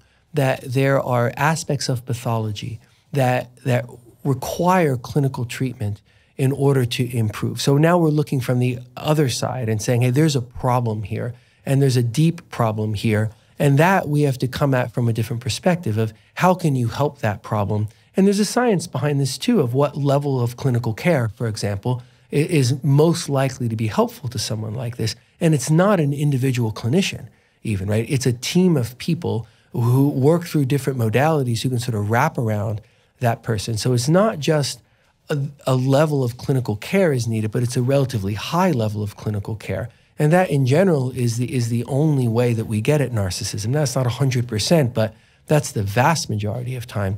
So what can then the person do, right? A person cannot be a team of clinicians, right? What that person can do, one choice is to disengage, right? But disengagement can come with the promise of re-engagement, right? Many, many times I've worked with people and practiced and rehearsed with them, like, okay, what might you say to someone along the lines of, I've known you for a long time, or I care about you, or I love you. right? Whatever they may say to lead in, but I can't be with you, or I can't be around you, right? There's something going on that makes it not okay for me. It doesn't feel okay. A person maybe says things like, you're aggressive or demeaning or whatever it is, or maybe they just say, it just doesn't feel okay. I can't have it. And then the need to step away from the person. But look, if you got some help, right? If you took better care of yourself in ways that would be better for you and for the people around you, then of course I'd want to be in your life. Something like that. So disengagement can come, with that encouragement, right, to the person. But one way or another, you have to set boundaries, which is, okay, I have to deal with this person, so I'll deal with them a little bit. Or I don't have to deal with this person, so I won't, right? Or I can't get away from this person, so I have to take with a grain of salt what they're saying to me. But ultimately, some form of strong boundaries or disengagement is like, that's the response that's the self-care response, right, for the person who's with the narcissist. What are some other ways that the aggressive drive and pleasure drive and generative drive, for that matter, play out? For instance, we talked about the former patient of yours who eventually switched jobs, clearly had a generative drive within him, but it was being blocked by a number of choices rooted in narratives that originated in childhood, et cetera. We talked about individuals with high aggressive drive, high degree of pleasure drive, but a very diminished capacity to experience pleasure, and therefore a lot of envy and the destruction that comes with envy. Yes. What are some of the other variations on these drives as you observe them in your clinical practice? Mm-hmm, mm-hmm. Well, our overall framing is we want the generative drive to be the one that's deterministic, right? It's the one with the strongest influence. So we want to nurture the generative drive in us and in others, and it makes sense for us to talk about that. But we've looked at how do things get out of balance, right? And from the perspective of, well, what if the aggressive drive or the pleasure drive, what if they're too high, right? And then it makes sense that often, not always, what can be driving them to be so high are things that aren't healthy in us. Then the higher they get, the harder it is to gratify them. So we end up with that problem of envy, right? But we can be out of balance in the other direction too, right? Where the person does not experience an ability to engage with the world around them, right? They don't think they can do anything to change anything for the better, or inside or outside of themselves. And they're not doing much. They don't feel that they can do much. And also not receiving pleasure from things. There's no gratification from the things a person is doing. Like, we see situations like this too with the aggressive drive, the pleasure drive, or both. And then we end up not at envy, because envy is the side of excess, but we end up at demoralization on the lower side. Now, demoralization is not a specific psychiatric diagnosis. It can predispose to psychiatric problems like the biochemical abnormality of depression, right? But what we're talking about here is not a psychiatric diagnosis, right? Like, envy is not a psychiatric diagnosis. Like, it's a thing that can be experienced that can lead to diagnoses. The same thing with demoralization. If you don't feel that you can make a difference to anything, right, and you're not enjoying anything or feeling gratification from anything, then that pool is going to win out. That's going to be a demoralized person. The same way, of course, we know in experiments when you have a rat going for food. If you do it enough, when the rat goes for the food and you take the food away, the rat stops trying. Yeah, right? The learned helplessness phenomenon. And that exists in us too, and it comes along with all sorts of other things, because being not rats, right, we have a whole bunch of thoughts about that of, oh my God, I'm not good enough and nothing will ever be okay. And so demoralization then can be very, very strong in taking a person away from the other things we're trying to seek, right? Either because that person has essentially the learned helplessness, right? And all the things, the complicated things inside of us that can come along with that, or the person isn't gaining pleasure from anything. So when we're considering the ways in which we can be out of balance, right? We think, okay, aggression and pleasure drive, if one or the other or both is too high, we end up at envy. And if one or the other or both are too low, we end up with demoralization. And you can take almost any scenario. It could be a scenario of something that's just really not going well for a person. It's not a clinical scenario. It's a thing in a person's life. Or we can take clinical scenarios and the vast majority, outside of outliers like a head injury, for example, we can take those scenarios and we can look at it in that way and we can understand what's going on. At least we can understand enough that when we go back and look in the 10 cupboards of the 2 pillars, we can then have some understanding of, okay, what is going on? We know the basic picture and how things are not in the balance we want them in. Now we can understand that enough to go back and then look in those 10 cupboards. And I believe that just about everything except those biological outliers like a head injury fits into that heuristic, which is why we can use it to understand, we can use it to help, we can use it to make change. What a powerful lens to think about and explore the self and where things are working for us and where things are possibly not working for us. If I or anyone else out there wanted to get some read on, assess their level of aggressive drive and their level of pleasure drive and their ability to experience pleasure, what sorts of questions would one ask? For instance, is it a question of like, how driven am I? How much get up and go do I have? How much pleasure do I experience from an interaction with a puppy, an interaction with food?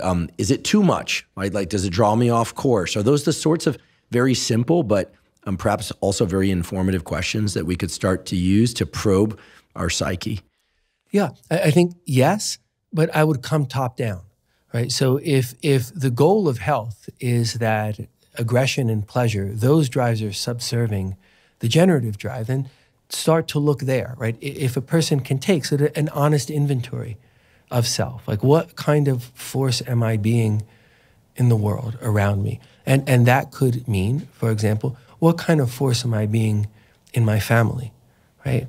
Am I denigrating to the people around me? Are the other people in the home afraid of me? Like what kind of force? Am I being a force for good? Am I bolstering? Like people can't always see that in themselves and take stock of themselves, but what we're talking about is a situation where we think a person can. Like they can bring to bear, who am I being in the world? In other ways, if you think of the example of the person who needed to leave the job, who could look at that and say, no, I'm not being generative in the world in the way I want to. I'm certainly not doing my job as well as I would want to. I'm making my own life worse, right? So that person could then see that's out of balance. Or in another way, a person might see, a lot of what I'm doing is sort of self-serving or maybe destructive. Like people can realize that, right? Mm-hmm. So you can realize by taking an inventory of self, is the generative drive what's deterministic in me? And again, not always, but we're talking about a process of exploration.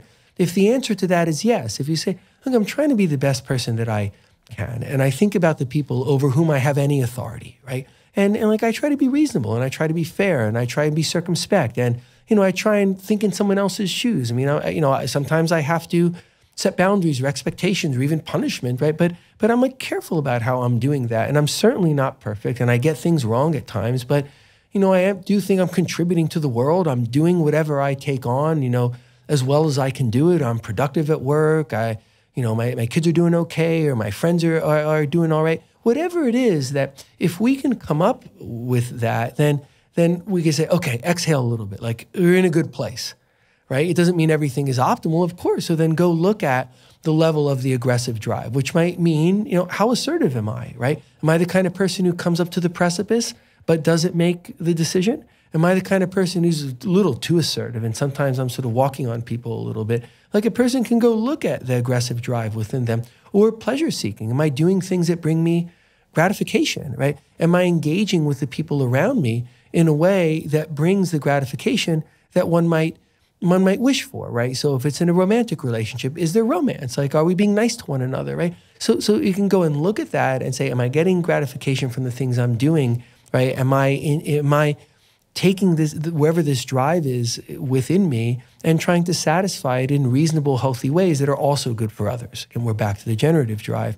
So that's one way of coming at it. And it's the way that we would like to, because now, what are we trying to do next? And what can we make things better? Right? Can we optimize things? Okay, things are okay, right? But can we make them better? But let's say we see that the generative drive is not winning the day, right? And people can see that. They're like, look, I'm seeking pleasure, right? It's why I got, for example, I hear over and over, that's why I got addicted to this substance. It now is not providing any pleasure to me. It is now making me miserable, right? But I wanted what it was giving me. Again, this doesn't mean that the person just wants to have the world's best time, right? It may mean that they're really suffering a lot, right? And the pleasure that drug gave them was some relief from pain. And this is how many, many people tragically ended up becoming addicted to and dying from opiates, right? Because say the opiate after the surgery or the opiate after the injury then is soothing something, right? And it's soothing something because that person feels less bad about something inside of them. You hear this all the time, that then fosters addiction. So that person looking for pleasure, this isn't something where we would say in some lighthearted manner that person took chances with their life. I mean, sometimes we'll see that, but more and more what people are looking for then is relief from suffering, right? But we can get to that point where we can ascertain for whatever reason that the pleasure seeking is too much. And if pleasure seeking and aggression are too much, we become aware of dissatisfaction, right? If you're relying too much on aggression, I always want my way.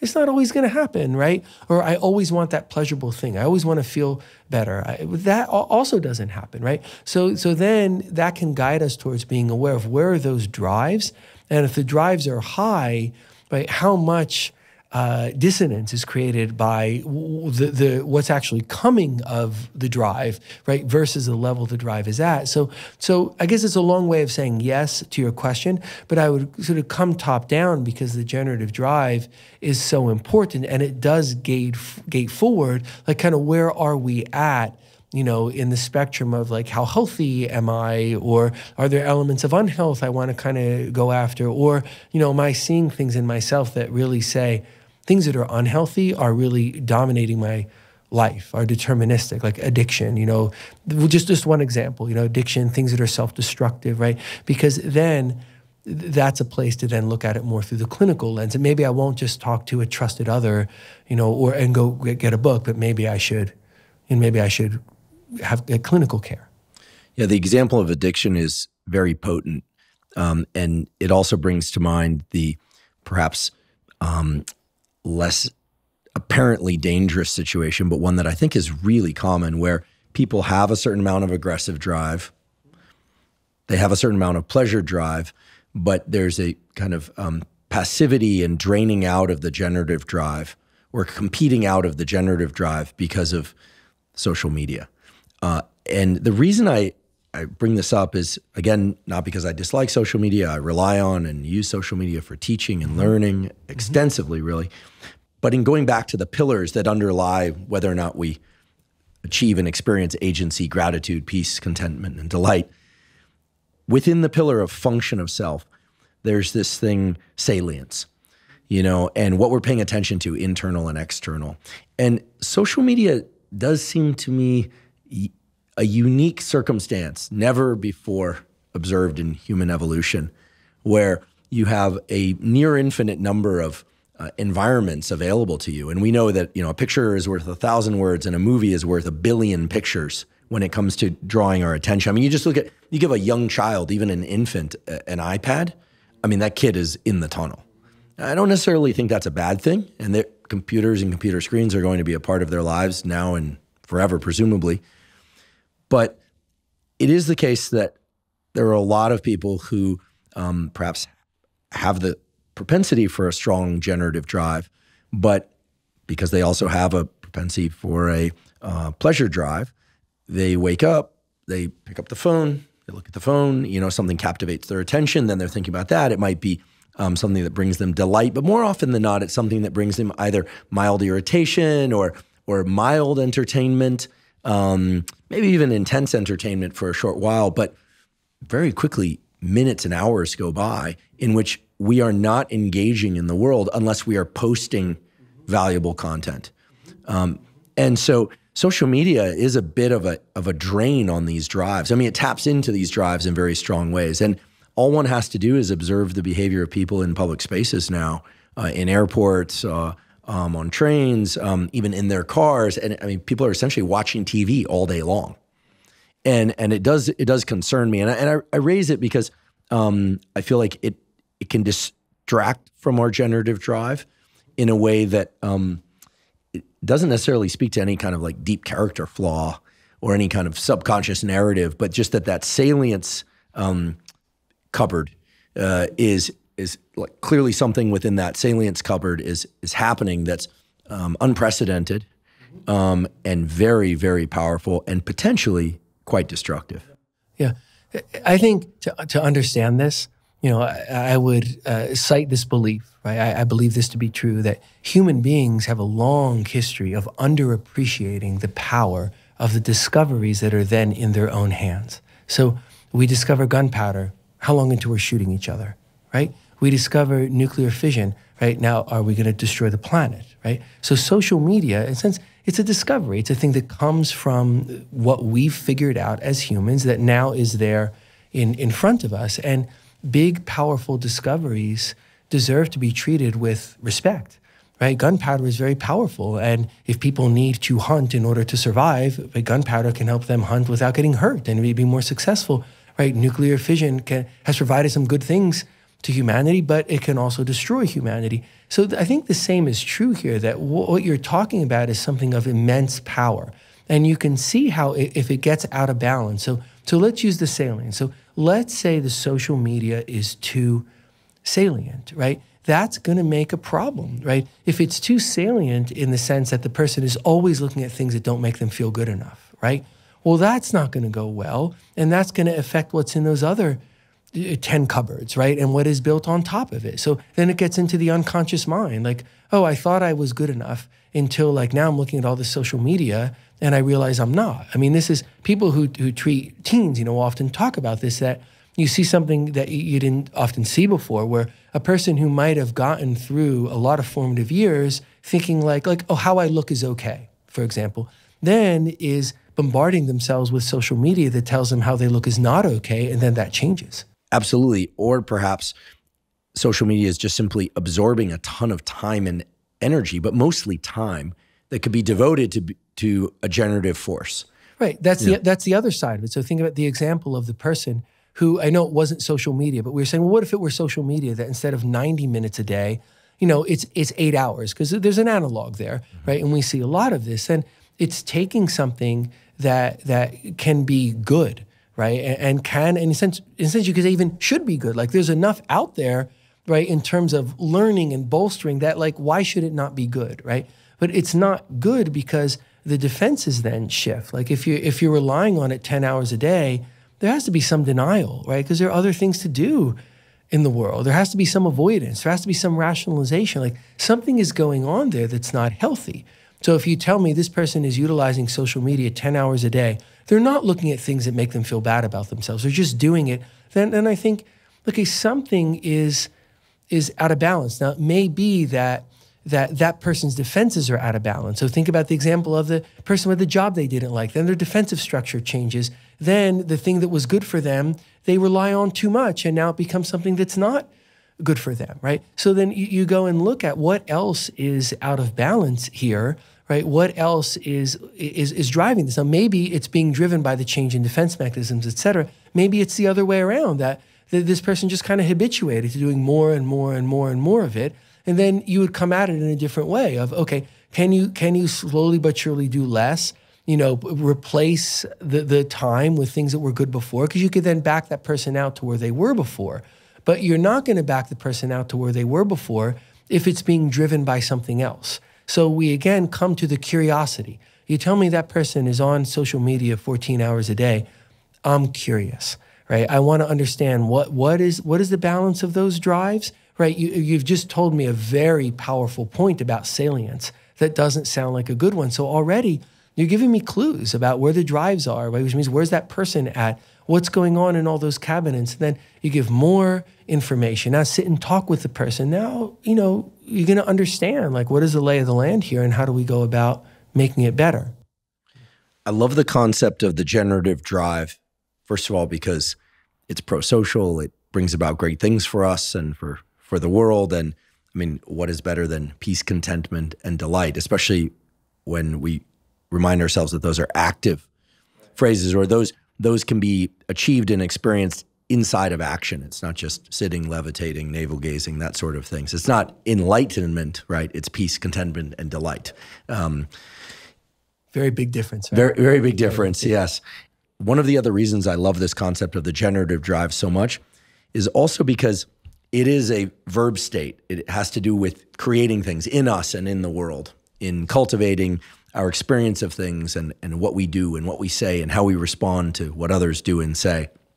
And I also like it because it's distinct from the way that we're normally taught to think about psychological well-being or being a healthy individual, which usually centers around a discussion of goals and values and, like, what am I trying to focus on? And what sorts of people do I want to engage with in the world? And certainly all of that is really important, goals and who you engage with. But I think for many people out there, much of their time is spent thinking about other people, like how healthy or unhealthy are the people they're dating or their friends, or what's going on between two family members, which of course is fine to think about. But a lot of emphasis is placed on like our assessments of others and how those are impacting us. And in some cases, people default to just thinking about others and their problems and seeing their problems. And what we're really talking about here is a process of introspection and inquiry that's very structured. And as it's been laid out by you, these two pillars, structure of self, function of self, with these 10 cupboards, that might sound like a lot of cupboards, but as we talked about in the first episode, all of that flows up to these very simple ideals and concepts and action states and ways of being. And to me, there's nothing more powerful than the statement that what we are all seeking are states of agency and gratitude. Because again, to go back to the analogy of physical fitness, there are not an infinite number of different physical states or states of fitness that one can seek. There's endurance, there's strength, there's flexibility, there's dynamic movement, there's explosiveness, there's speed. There are a bunch of subtleties to it. But here it really seems that the psyche, ourselves, and our mental health is really tractable if we turn the lens and we look inward. Yes. I think that hits upon a very, very important point as we talk about understanding oneself and the process of change, right? And I would describe that as rational aspiration, right? So let's use the physical health example, right? If I think, okay, I want to be healthier, I want to have more strength, I want to have more endurance, and I might even have ideas of what that would be. I want to be able to run a certain distance in a certain time, lift a certain amount of weight. I have an idea of what that is. But rational aspiration is rooted in our present, right? Like I'm aware that there's a me now that like isn't in that state. And I'm aware that there are things that I'm going to do to get to that state, right? And I'm not dreading them. Like, okay, they'll be difficult, right? But that's okay. I can do difficult things. I can take pride in doing difficult things. And that's how we all achieve things. So I see myself in the present. Because, of course, goals are good, and that's true as long as we're still living our lives in the present. Because otherwise, goals just become fantasies or things we want to possess. So if I'm aware of the state of physical health I'm in right now, and I'm aware of the state of physical health I want to be in, and I know there's a bunch of pathways I could take to get there, but I have to think about it, figure it out, do those things, and then I'm going to navigate myself there. That's how the whole process is good, right? I don't feel bad about myself now. I recognize something I would like to change. I'm not saying, oh, you're a loser because you don't have those things, right? I feel good about myself now. I recognize there's something I want, and there's going to be a process across time, across effort that's going to navigate me there. Then when I get there, I feel good about being there, right? It's very, very different if I think I want that. I want to possess, in a sense, right? I want to possess the ability to run a certain distance in a certain time. I just want the thing. I'm covetous of the thing, right? That is not good, right? Because the person then often is denigrating to the self, not always, but that's a motivation to go out and get that thing that's better. And they're really lamenting the process of getting there. Like they just want something as an endpoint. And that doesn't make for happiness. It doesn't make for even the humility and humility in action, the gratitude, right? Of Like the humility is I can't just do that overnight. I'm going to have to work hard. People have to work hard. I'm no different than anybody else. I'm not special. I got to get in there and work and use the elbow grease, and then I'll get healthier. Like all of that is good. The I just want to possess something is not good. And that's why people in scenarios like this, they might like go through maybe in an unthinking way, or they're gutting it out, where they go and they get that thing, right? But then that thing is not enough, right? And they want more. Now there's nothing wrong with wanting more if it's the healthy enaction of self, right? I'm going to now map my way. This feels better. I want to map myself from here to the next level of better physical fitness. That's different than I just want that thing, because then if I get it, it won't be good enough, right? It doesn't make me happy. It doesn't satisfy me.